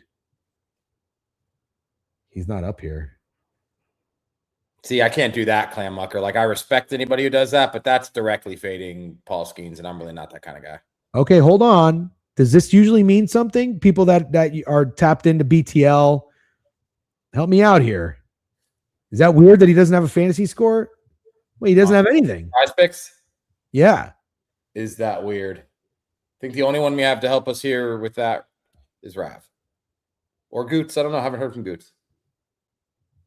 Weather is nasty too. Oh. Nasty weather. Oh, that sucks. I don't even see that. Oh, it says 45%. Get fucked. A lot of bad weather. Let's move on. Okay. All right. Phillies. Sanchez is going. Our guy, Sanchez. Total at 8 against Cavalli. Cade Cavalli. The Phillies, big favorites here, as they should be. Coming off a win, 3-2. Cade Cavalli, 4.91 ERA in his first performance. We remember Sanchez absolutely fucking shoved. Cavalli pitched at the Cubs in Wrigley. 3.2 innings, or 3 2/3. That's how I should word it. 3 hits, 2 earned run, 5 Ks, not bad. 3 walks, not terrible from Cavalli. Pip Talk says over. What's Ballpark Pal say for this game, Steak? I haven't had him pulled up, but I actually will now. That'd be great if you could. I like make yourself useful. I like Christopher Sanchez. I'll keep backing him without feeling any type of way about it. Phillies -1.5, backing him directly. I don't care. Like Phillies or Christopher Sanchez, any way you want to slice it. Ballpark Pal says 5.15 to 2.89 domination by the Phillies as far as a projection goes. This looks like their biggest gap. It is. Okay. Who's like got the best odds to hit a home run? Is it pretty chalk with Schwarber? And hell yeah, I've seen a lot of Harper love today. Interesting. I wonder why. The hitter Ballpark Pal likes the most is Kyle Schwarber, but not far behind Justin Crawford. Justin Crawford, random. Okay. Yeah. Here's it loves Philadelphia hitters today. It loves them, and it loves Twins hitters today too, which is interesting. Okay. Let's just look real quick how Christopher Sanchez does against the Nationals. Oh my God, Curtis Mead is in the lineup today for the Nationals. That is hilarious. Revenge game. Curtis Mead revenge game. Used to be on the Phillies. I think he got traded for Christopher Sanchez. Ho ho! It's a death wish, man. Yeah. What you're doing is a death wish. James Wood, 0 for 5. Curtis Mead, 0 for 2. Joey Weimer, 1 for 5. CJ Abrams is 6 for 17. That's pretty good. Jacob Young, 3 for 8. Not bad. Yeah. Sanchez should shove today. Yeah, he should. Okay. Buxton Day. Lefties don't want that smoke. Okay. Cavalli shoved first start. I don't know about shoved. He did okay. Shut the fuck up, Phils. Asshole. Thank you, Tampa Bay Rays. Yep, that's right. Okay, let's see if Sanchez has a pitcher fantasy score. He does, 41.5. To put that in comparison, Sale has 44.5. That's the highest on the board. Chris Sale. Yep. Okay. Wow. Scooball has less. Crochet has less. Okay, we'll get into it. Yeah, tough game. Not really going to force it. Total again is at 8. All right, let's go to a 1 o'clock game. Well, I guess that is 1 o'clock. Let's go to another 1 o'clock game. Blue Jays, another big price here. Feels like the NBA we're talking about. Gosman, minus 275 against the Rockies. Total 7.5 against Freeland. Anything here? I don't have a lot for this one. I'm not going to lie to you. All right, let's go talk about your White Sox stake. Talk about another bounce back guy, probably the most popular fucking White Sox pitcher in the history of White Sox pitchers. Sure. Shane Smith against Sandy Alcantara. Sandy 1-0 with a 0 ERA. Shane 0-1 with a 16 ERA. Short line. The Sox get one today. Yeah, speaking of that line, the Marlins are minus 150 at home. Total is 7.5. Sandy in his first start did go against the Rockies. Wow, how nice. He gets to go against the Rockies and the White Sox in his first 2. That's not the White Sox bats aren't what you want to see, man. Bats are just fine. It's the fucking pitching. Sandy shoved 7 innings, 4 hits, 5 Ks. What did Shane Smith do? Where did it go wrong? He played against the Brewers. No, he got rocked. He did 54 pitches in 1 2/3 innings, 3 hits, 2 walks, only 2 Ks. See how the Marlins do against him. 1 for 3, Xavier Edwards. 1 for 2, Connor Norby. 2 for 2. The only 3 guys that have seen him have gotten hits off of Shane. That's not good. How do the White Sox do against Sandy? 2 for 3, 1 for 1, 2 for 6, 1 for 2. All right, Steak. Feels like an over, doesn't it? Not to me, no. You like the under in this game? I like the White Sox and the under. Oh, you know what? Both games in this series have gone over. Ooh, all 3 games in the Rockies series for the Marlins went under. Now all 3 games against the White Sox are going to go over. That's probably what's going to happen. That's not true. No. Okay. All right. Fine. Fair enough. No real hitters that I like from here. By the way, Sandy Alcantara, how old is he? He is 30 years old. He's got plenty of time left. Plenty of time. Oh. Shane Smith is 25. Nice young pitcher here. We'll see if he can get it right in the south side of Chicago. All right. Next game up, St. Louis. Looks like we might have some rain here. This has a 80% chance. So we're going to spend a whole lot of time on this. Liberatore against Peralta. Peralta 1-0, 7.2 ERA. Liberatore 0-0 with a 1.8 ERA. What do you think about this line, Steak? The Mets are minus 165. They were minus 150 yesterday. Total 7.5 of this game gets played. Any thoughts on a Peralta showing? No, I don't want to get involved in the series anymore after yesterday, when pretty much the complete opposite of what I thought was going to happen happened, because I thought the Mets were going to score runs yesterday and they scored 0 of them. I'm not going to get involved in the series when Freddie Peralta's pitching, because I've pretty much been on here saying I think Freddie Peralta's due for a rough year. Mm-hmm. So I'm going to hard pass on this one. I do think the Mets win, but that's pretty chalky and obvious to say. Okay. If the Mets game does happen, and you want to bet on or against Freddie Peralta, let's see. He did earn the win. It wasn't pretty at all. 6 hits in 5 innings, no walks. Let's just look real quick how Cardinals batters fare against Peralta. They're not great. Gorman 3 for 11, Mason Wynn 3 for 15, Alec Burleson 4 for 18. Sorry. Ivan Herrera, not bad. And how about this? Pedro Paez, 2 for 4 with 2 home runs. It's pretty fucking good. So, no. By the way, there was no grand slam last night. 2-1. There you go. I like that. What's the juice on that bet? It's different depending on how many games there are. When it's a full slate, it's around even. Well, I think we have a full slate today, so that'll be fun. Well, I'll be betting the shit out of it. I need to get it in soon, I guess, huh? Yeah. When's the first game? Oh, yeah. I'll put this on you talk about the race. All right, raise up. Raise up against your boy Mizorowski. Brewers minus 145 in this one. Let's see. I can pull up Pickett. I keep forgetting to do that. It's just hard. One day, if we have a producer, they can do this for us. It's too hard to go back and forth. The Brewers minus 135 on the black and gold book. Total 7 in this one. Let's see what the bets are in this game. Oh boy, look at that. $246,000. You have 98.1% of the money on the Brewers to win this game. I fucking bet, as the book it kids say. Let's look at the total here. 60% of the bets, 74% of the money are on the over. That's interesting. Right? Yeah. Oh, interesting. I did not expect that. Mid strikeouts, very popular pick. Wow. 1,100 to 122. Nobody likes Rasmussen, huh? Keep sleeping on him. Keep fucking sleeping on him. How about that? I think I played Rasmussen over outs in the first game, if I'm not mistaken. Did something, I think, against the Cardinals.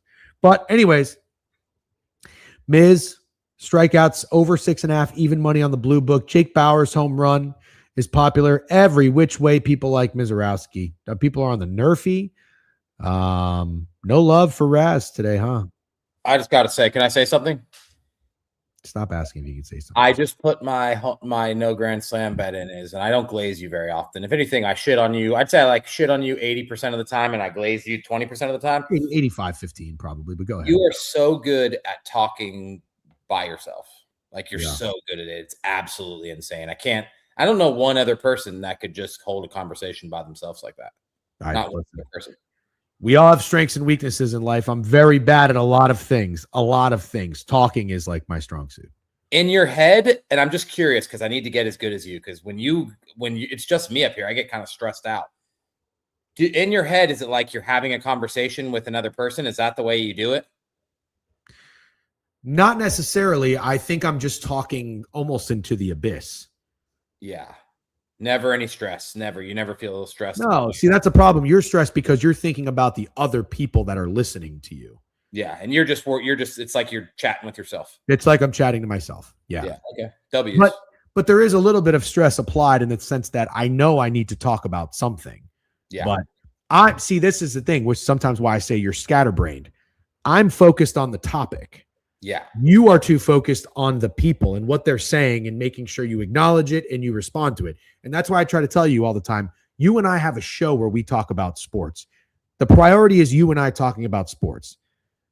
Yeah. Well, this was just a thing, me trying to compliment you. So we don't need to turn it into a way you shit on me or anything. Well, this is also me. You said you want to get better at it. So this is me coaching you.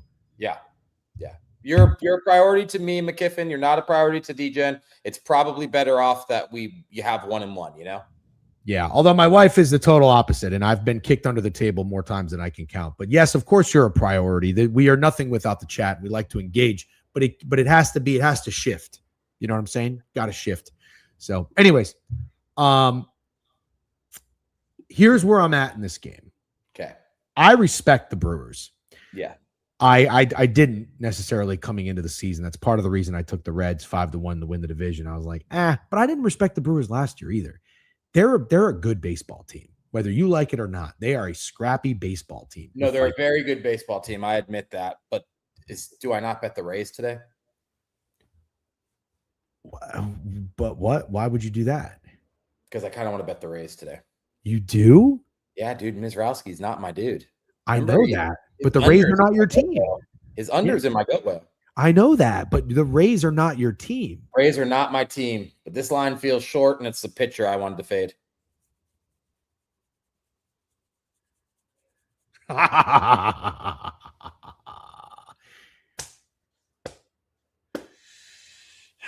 Yes, they're on _KO. I couldn't agree more. Yeah. What's up, Cole? So I'm with you. I wanted to bet on Rasmussen pitching well because I think I've told you this. I hope Goots is listening. I hope everybody pulls fucking whatever they got in their ears out and they hear me. The Rays are not going to be a very good team this year. I've watched 6 innings of that game. I've watched them play. Their lineup is not very good. It's just not. But they do have some dudes in there. I think Rasmussen is a very good pitcher. His last outing in St. Louis, 5 innings, 73 pitches, 4 hits, 1 earned run, and only 2 Ks. And so if you don't remember, sounds like it. And let me see if you think I have this right. It sounds like we both want to bet the Rays, but for different reasons. Yep. My reason is because I'm a smart, long-term, successful MLB bettor and very sharp. And your reason is you're a giant homer douche. That was very funny. Yeah, that's exactly why. That is exactly why. Here's a little bit of a problem. Yelich, 1 for 2 with a home run. Contreras, 1 for 2 with a home run. That's not good. We don't like to see that. Jake Bauers, 3 for 6. We don't like to see that. We don't like to see that. You want to bet the over? I want to bet the Rays, dude. Okay. All right. Bet the fucking Rays. Live your life. Yeah. Live your life. I want to go back to Junior Caminero home run. Can I? Sure. Yeah, you can. And then when you finally stop, I will bet him. Okay, fine. Deal. I'll make you a promise. I'll do it today, last day. Tomorrow, I don't care what the matchup is. I don't care who's pitching. I'm not betting him. You got a deal. What did Randy do yesterday? Randy Rosarina? Yeah. I have no idea, but they had 4 hits and 0 runs, so probably not. He wasn't one of the hits? I have no idea. I don't know. You could probably on your computer with your. I definitely expect you to know if Randy Rosarina. I've moved on from Randy. I've moved on from Randy. Oh, I am the dumbest fucking guy ever. Oh my god. I know. Scatterbrained. Yandy Diaz. I meant Yandy Diaz. Oh, you know what? I don't think he got a hit. Okay, that's bad. Dude, Goots is back up. Yeah, fuck Goots. Yeah, no, it was always after slurping Yandy that he goes 0 for 4 the next game. Okay, fine. Red Sox, Astros. Can I declare this something real quick? Oh, please do. It's the earliest game of the year for the Red Sox. It's a must-win. It's the year's earliest must-win. The Red Sox cannot lose this game with Crochet on the bump at 1-4. They just simply cannot fucking do it. It cannot happen. It is a must-win. I love that. Yeah, I love that. And you're going to lean into it. I'm going to lean into it, probably.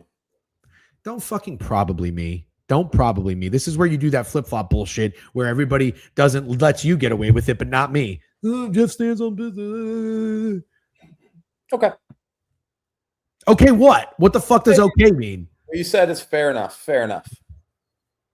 So you're still not going to tell me if you're betting the Red Sox after that whole spiel? I'll probably bet the Red Sox. Stop with the fucking probably. You bet the Red Sox or not? I can't give you any more than probably right now. You are annoying as shit. Hold on a second.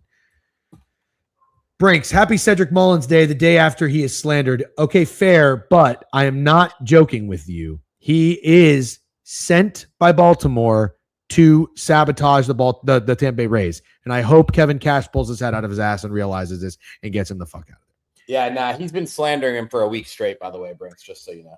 Well, a week straight? That's because baseball's only started for a week. And yeah, exactly. I think he's batting .056. Be nasty. This is a very, very good point. Just absolutely knew Seager was going yard last night after Jeff kept saying how he was hitting home run, and then ended up going with Caminero. You know ball. You guys watching this show and hearing what we say and seeing what we do and how we behave and act can benefit and make a lot of money. You know to bet the guys we shit on. That's when you're buying them fucking low. And when we start glazing somebody, you know to fade them. Simple as that. Simple as that. You're welcome. You're very well. You don't have to say thank you, but you know you are welcome. Okay. Let's move on to the next game here. So, wait, hold on. Burrows going against Crochet. Burrows is 0-1 with a 7.94 ERA. Crochet's 1-0. He's an unbelievable pitcher. Would you argue this line is short at all? Not with how bad the Red Sox are playing and how good the Astros are playing, but obviously the argument can be made. Okay. People like this Burrows guy. He's 26 years old. He got roughed up in his first game against the Angels. 5 innings, 94 pitches, 9 hits, 5 earned runs, 2 walks, 6 Ks. If we were to bet somebody, because the Red Sox do need to score a run to win the game, despite how well Crochet might pitch, Duran's 1 for 2, Story's 1 for 2, Yoshida's 1 for 2. That's it. Anybody you like in this game for the Sox? Roman Anthony. Oh, well, I got news for you. He's not in the lineup. Oh, fuck me. Abreu. I like Abreu too. What about Duran, dude? He's a lefty. What is Burrows? Burrows is a righty. I'm not betting any Red Sox. Wait. I'm sorry. That was just the batter history. There was none. It looks like the expected lineup. Roman Anthony is in it. Okay. Well, Brian C said he's out. So then he is out. Yep. All right. Here's your guy. And here is my official beat the streak play of the day. I am going with hits, runs, RBIs. If it's up, actually, I guess I can just search a guy. Can I just search a guy? Yeah, I can. Duran. He is up for 1.5 hits, runs, RBIs. Add it to my fucking card. Lock it in. The pick is locked. I'm bummed about that. That is my guy that is going to step up because he is a dog. Now, I should have done this first. I don't want to bet on cold guys. I want to bet on hot guys. Fuck! He's batting 154. Speaking of Duran, did you hear Rab say that slur on the app yesterday? What? Rab said a slur yesterday. On the app? On the app. Oh, on the... Yeah, I heard that. Yeah. Took a fucking... I don't know what happened there. Young kid. Yeah. Hold on. Duran this year, 2 for 5. Since then, 0 for 3, 0 for 2, 0 for 3. He had the day off yesterday. I don't like betting on cold players, but I'm doing it here. This is stupid. Jaron Duran. Okay, we can't do it. We can't do it too much, but I'm with you. It's totally fine. Can't do what too much? We can't bet on cold dudes too much. Picking your spots is more than fair, in my opinion. Yeah. I think if they're cold, I don't want to bet on them. And hear me out when I say this. I actually want to know if you agree. Thank you, Coastal Casey. I don't know where the fuck you've been. I miss you, but thank you for coming right in with a compliment. I don't want to bet on cold dudes, but what about dudes who got embarrassed? Well, I'll give you credit. I glaze you more than you glaze me. I'm probably 60-40 glaze, maybe 65-35. You almost... to me, we're betting on a cold player, and then you spun it and you said, I'm betting on a boo dude. You bet on Bo Bichette, and he got booed. So I liked that a lot. So now you're kind of doing the same thing, which I'm into. Yeah. So what you're saying is you think Duran might qualify as an embarrassed guy? No, not at all. Oh, got it. Anthony was the guy I was thinking of, but obviously. I see. Yeah. Well, listen. You give a guy a day off, you see how he responds. I'm going Duran. He had the day off. That could be something to monitor too. So we'll see. I'll tell you what though, I don't have a lot of sides and totals that I like today, but I'm gonna need. So I gotta muster some up. I might bet props. I got a few for sure. I lose a lot of money on props, man. This is not good for me. So this is always bet responsibly.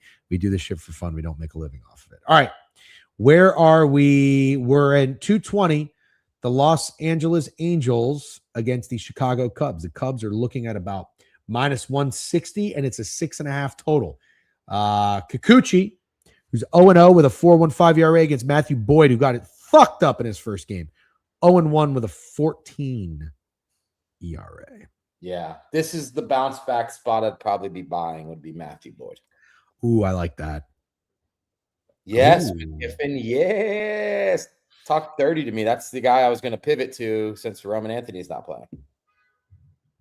Is this going to be Steak Embarrass PCA? I'm going to write that down and start tracking it. Wow, he's hitting ninth in the lineup too. That's crazy. Has he been that bad this year? 263. It's not terrible. 2 RBIs, 4 runs, swipes 2 bags in the win. He is coming off an 0-3 day. Has yet to hit home run. Could today be the day in a game with a 6.5 total? That means the wind has to be fucking brutal. 17-mile-per-hour winds. Yeah, that's windy. Yep. What does Ballpark Pal say? Gotta like someone. Good question. I'll tell you right now. I like seeing whether or not Ballpark Pal thinks the game will be high or low scoring, and then I kind of go from there. Yeah. It likes the Cubs in a low scoring affair, but it likes the Cubs by just about this much. You see what I'm doing? Like it's like a really little bit. Yeah, lads, it doesn't say. Oh, I'm sorry. It does say. It says in, but I was going to say we don't even really need to wonder if it's in or out. If the total's low, it means in. If the total's high, it means out. I think that's how that works. So yeah, all right. Probably not the best time to bet somebody to hit home run with it being windy and Wrigley, but if you're talking about PCA, I don't want to bet him to hit a home run, to be clear. Maybe bases then. Yeah, or fantasy score. Oh, PCA Auto K versus lefties, worst weather of the year too. Copy that. Okay. I know. I see your face. I don't want to do it, Phil. I'm with you. I'll do it. I might bet his bases. Fuck it. I'll do it. All right. I don't want it to be tomorrow. I'm already fast forwarding tomorrow, and Phil's is in here, and he'll be like, PCA was a good look, and he will have went 0-for-4 with 3 strikeouts. Dude, you just have to embrace. You have to embrace it. It's tough. I know it's tough. You just feel stupid.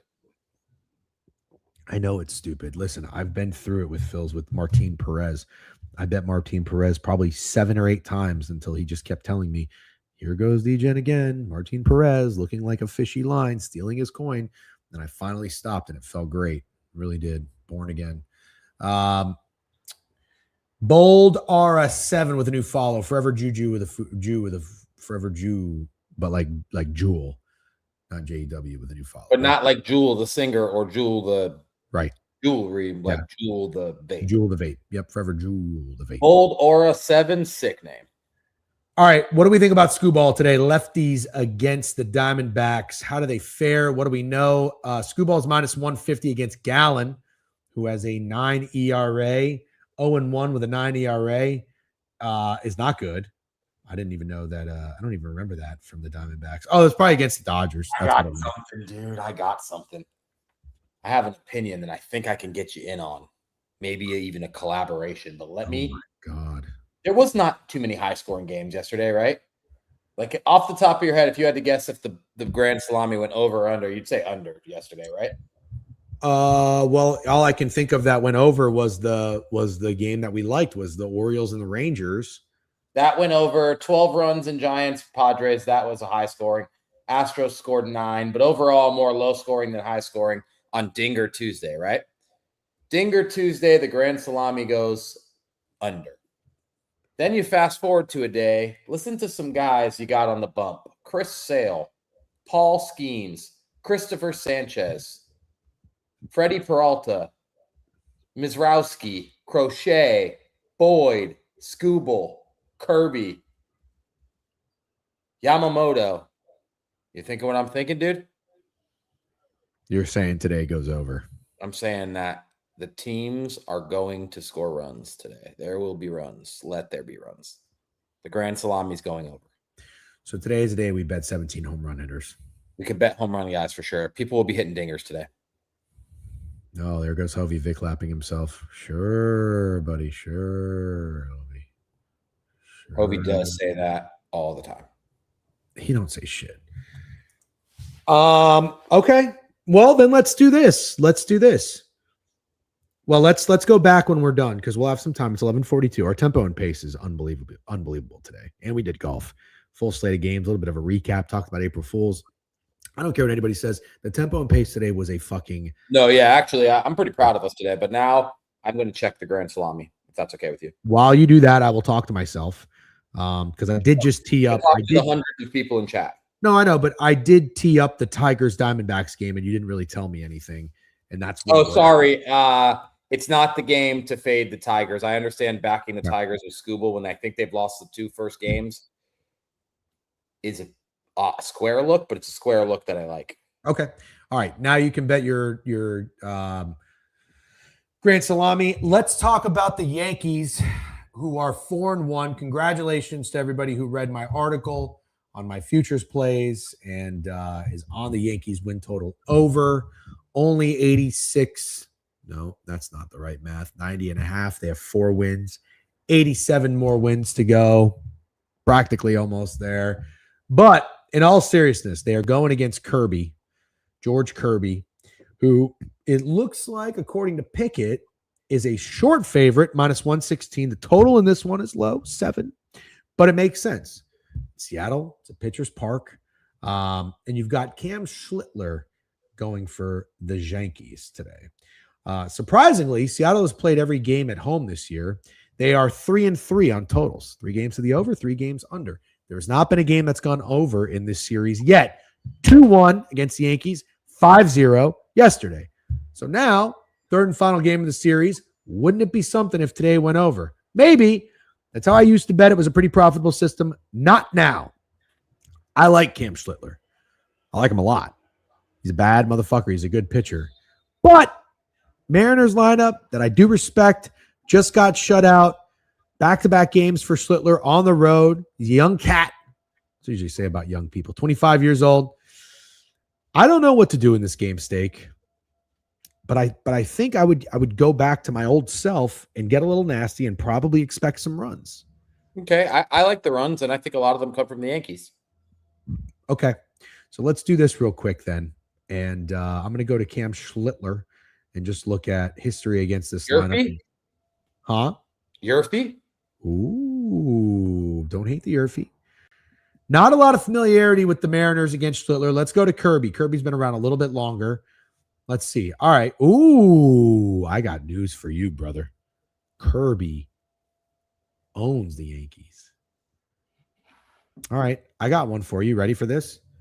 Kirby has faced 1, 2, 3, 4, 5, 6 guys in this lineup. Okay. Grisham, Judge, Stanton, Chisholm, Jose Caballero, and Ryan McMahon. How many of those guys have a hit against Kirby? 2. 1. Wow. Jose Caballero, 2 for 2. Everybody else is hitless. Maybe it's don't overthink it and bet Stanton again. For me, it's don't overthink it and bet the Yankees.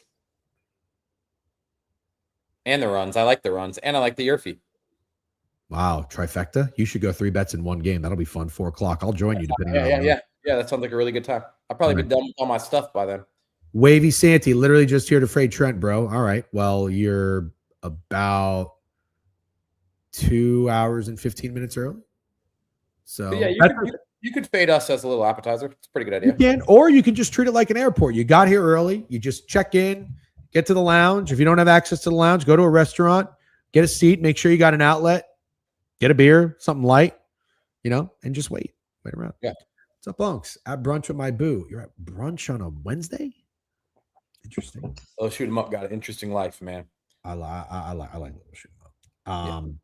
All right, next game. Adrian Hauser for the Giants pitching against the San Diego Padres. Pavetta, talk about a bounce back guy, 0-1 with an 18 ERA.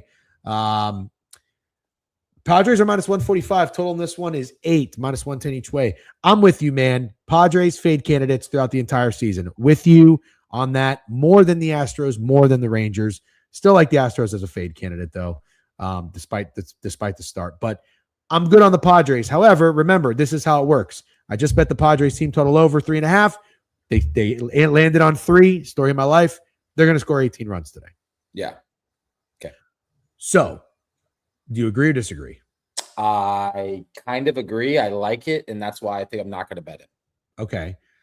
I was just going to say, is there a hot guy on the Padres? Probably not, but I would be fine fading Adrian Hauser. Okay. I'm okay with that too. So let's take a look at wow, nobody's good against him. Oh, Nick Castellanos is 8 for 28 with a home run and 4 RBIs. Everybody else sucks against him. That could be fun. I'm going to check out Ballpark Pal and see what batters it likes for the Padres. Jackson Merrill's 1 for 1, but that's sample size we don't even really use. Yeah, tell me what you think. Padres, where you at? Padres. Highest expected Padre hitter is way down the list, man. They don't like the Padres today. Holy shit. I'm struggling to find a Padres hitter. Is there bad weather in this game? In San Diego? Yeah. Well, anyways, it's Manny Machado. Not very exciting. Not exciting at all. Manny Machado, Nick Castellanos. Okay. And is there anyone hot on this? Pavetta used to be a Red Sox, right? Well, we said Adames and Chapman homered yesterday. Yeah, but Adames, it was because he really knew the pitcher, so I don't want to lean into that too much. I'm totally fine with that. He is 5 for 16 against Pavetta, so that's not too bad. Jung Ho Lee is 6 for 12 against them. All right, well, I might go Castellanos. Cool. I'm okay with that if you do. All right. And then here's a fun game, Steak. Joe Ryan against Nick Cameron. Twins minus 115 on the road against Kansas City. The Twins are ass. The Royals are 2-2, but Joe Ryan is an absolute dog. So I do not advise fading Joe Ryan, but at the same time, it's hard to bet on the Twins. But Steak, don't you think minus 115 is a lot of respect? On the road in Kansas City, a very trendy, popular team. What have these Twins batters done against Noah Cameron? Because Ballpark Pal loves the Twins hitters, and KP Betts is saying bad weather. I'm so confused what the reasoning is that Ballpark Pal likes these hitters so much. 76% chance of rain, 8-mile-an-hour winds. It must be because the Twins are better against lefties. Noah Cameron's a lefty. That's all. That's all I got. Okay. First. Yeah. I thought Matt Wallner was a lefty as well, and he's the top-ranked hitter for Ballpark Pal today. Oh, he is a lefty. Yeah, that doesn't make any sense. Jeff, what is it going to take for you to respond to my DM? At least Steak responds. Mike, I think you DM me every day. I'm not a respond about plays in my DMs kind of guy. What do you want me to say? Everybody, you don't need to DM me your fucking plays. Everybody, what do I tell you? You come to the chat where we do this for 2 hours a day. 2 hours a fucking day. Blood, sweat, and tears. My vocal cords hurt. We talk about bets all day. You come in here, you talk about your bets with everybody. Nobody needs to DM me their fucking plays. All right? I got shit going on. If I say what I want, I'll be banned. Big time my fucking ass. Beeman just picks whenever he wants to come in and fucking chirps me. I didn't have Beeman as a Jeff Sunday hater on my 2026 bingo card, but I don't care. I don't care if they fry you for the rest of the 10 minutes of this chat, because I spent yesterday getting called a fat piece of shit by LeBron fans for the last 10 minutes of yesterday. So honestly, if they start frying you for the last 10 minutes of this, I'd really appreciate it. Yeah, but let me just explain something. Beeman's been around a long time. I have always liked Willie Beeman. He randomly came and chirped me when I was cold a couple years ago, which was so bizarre. So now I'm questioning Willie Beeman. Years ago? Like 2 years ago? Oh, so you guys have a thing. Well, no, not really, because then he disappears and he just pops up whenever he wants to. He comments the other day, a lot of Barstool slobber on your feed lately after I shit on Riggs twice. Then he follows that up with everybody shits on Riggs. Hilarious. You got me confused with another Beeman. There's Willie Beeman gate. 2 guys have Willie. I got him confused. Yeah, I do. There's another Willie Beeman I know that's in our Discord, and I just wouldn't have him as a hater. 2 different Willie Beemans, dude. Larry Beeman. No, it's not. No, it's not. No, it's not. No, Larry Beeman is who I'm thinking of. Larry Beeman is who I'm thinking of. No. That's not this Beeman then. Beeman gate. So hold on. Is this Willie? Are you the guy who DMs me? Another Willie Beeman DMs me physical tickets of parlays that he hits after he hits them with like green check marks next to him, which is great. I'm happy people are winning money. I just let's talk about it out here. He said you message him. You a fan. You a fan, huh? He messaged me one time about some bet 2 years ago. I did? Yeah, you a fan. You have to pull up a receipt. Rent-free, bitch. You have to pull up a receipt. Jeff's a fan. Hold on, see what they're saying about this fucking bang. Okay, I have to get it up.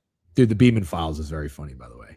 Yeah, incredibly funny. What was my bet? What was my DM to you about the bet? The Beeman Files is very funny. Also, now I realize there is 2 Willie Beemans. The other Willie Beeman that I'm talking about has a picture of George Pickens, like standing there looking at the TV. That's very popular. He's implying you're a bot. Yeah. No, that is not true. I reply to everybody. I reply to comments. I reply to DMs. But we talk about bets here. We talk about bets on the feed. The DMs, I can't do it. I can't do it. It's too much, man. I'm gassed. I really am. I'm gassed. You got to keep in mind, I'm fucking old and washed. And then when this is over, I got to try to shift my brain to my other job. It's very hard. It's very difficult. So keep it all right here. This is the time to do it. You know what I mean?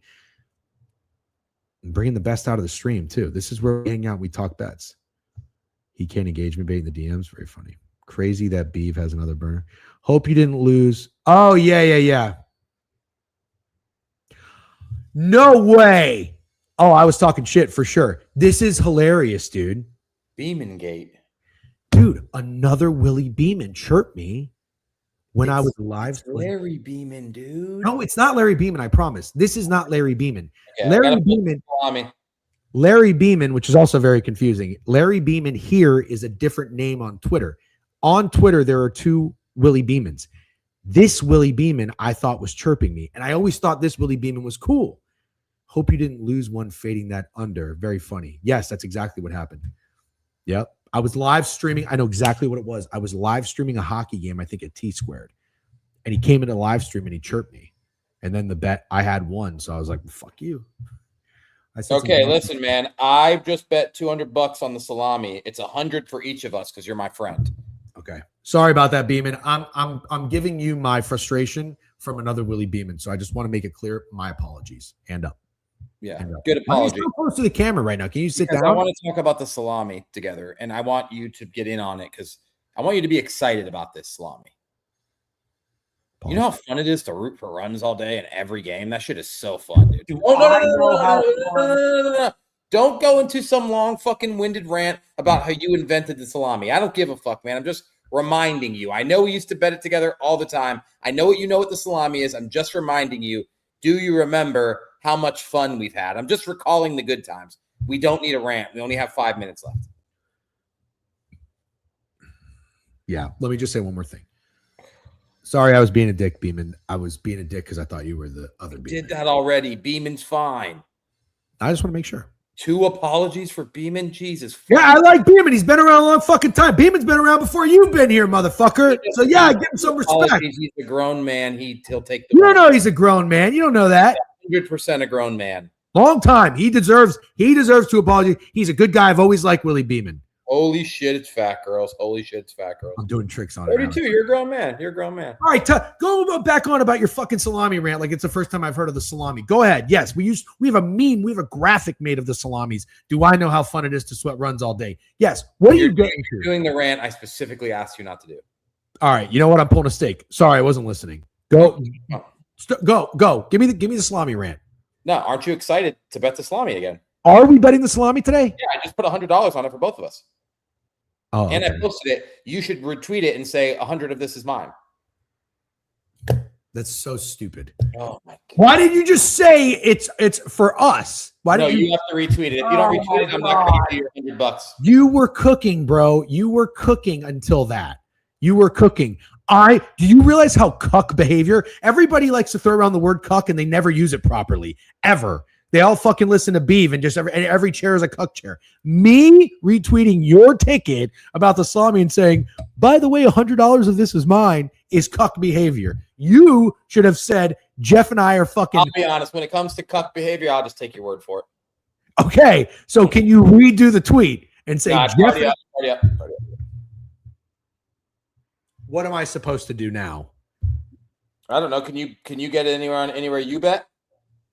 Rare ultra right take by Jeff. Thank you very much. Takes a cuck to know a cuck. Yeah. DJ is chewing.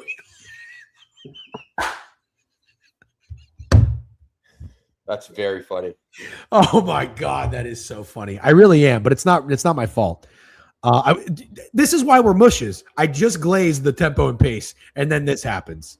That is hilarious. What else is? Oh, we have more games. I blame Willie Beeman. No, we don't. We have a recap. I don't talk about Dodgers games. I don't acknowledge them as real life. They're not real life. Me neither. I'm so with you. Let's do it right now. Then we have to get up. We have to get our bets in. All right, Braves, A's. What are we doing? Chris Sale, shove fest. I got nothing. Rangers, Orioles. God, this is hard. I'm with you. I like the Orioles. I'm going to take Pete Alonso bases today. That's what I'm going to do. Orioles money line. Okay. Pirates and Reds. Fucking hard, man. Fucking hard. Reds money line. Wow. You got balls, dude. You got balls. Tweet that you're going to take. Retweet my tweet about Skeens and say you're taking Skeens money line, and then I'll say you got balls, dude. I will do that. You see how fucking easy that is? Yeah, I'm not telling you to act like a cuck. Yeah, whatever, dude. You all of a sudden you don't want to be a cuck. You're no, the real cuck. I don't want to be the real cuck. Washington Nationals and the Phillies. Our guy Chris Sanchez. I don't have anything in this one. I'll back Christopher Sanchez till the cows come home. That's a saying, right? Till the cows come home. By the way, can I just give this guy a little bit of glaze for a second? Mr. Wobble Drop Killer. Very frightening name. Don't see your name very often. Thank you. Beeman, who I do like, coming in and asking, did we talk golf yet? When he should know that golf starts the shows on Wednesdays. Thank you, Mr. Wobble Drop Killer, for telling him the answer without me having to say it. So is Beeman beef back on? No. This is no beef with Beeman. This is, I just want Mr. Wobble Drop Killer to know that I appreciated him doing that. I'm not angry. Do you think I'm angry? I'm not angry right now. I don't think you're angry, but I think you get angry when people call you angry. I'm not angry. Okay, next game. Okay. Oh, I say Christopher Sanchez fuckfest. Yeah. I'm with you. I won't be. You will not see me fading Christopher Sanchez this year. You just won't. Blue Jays and Rockies. Nothing. Pass.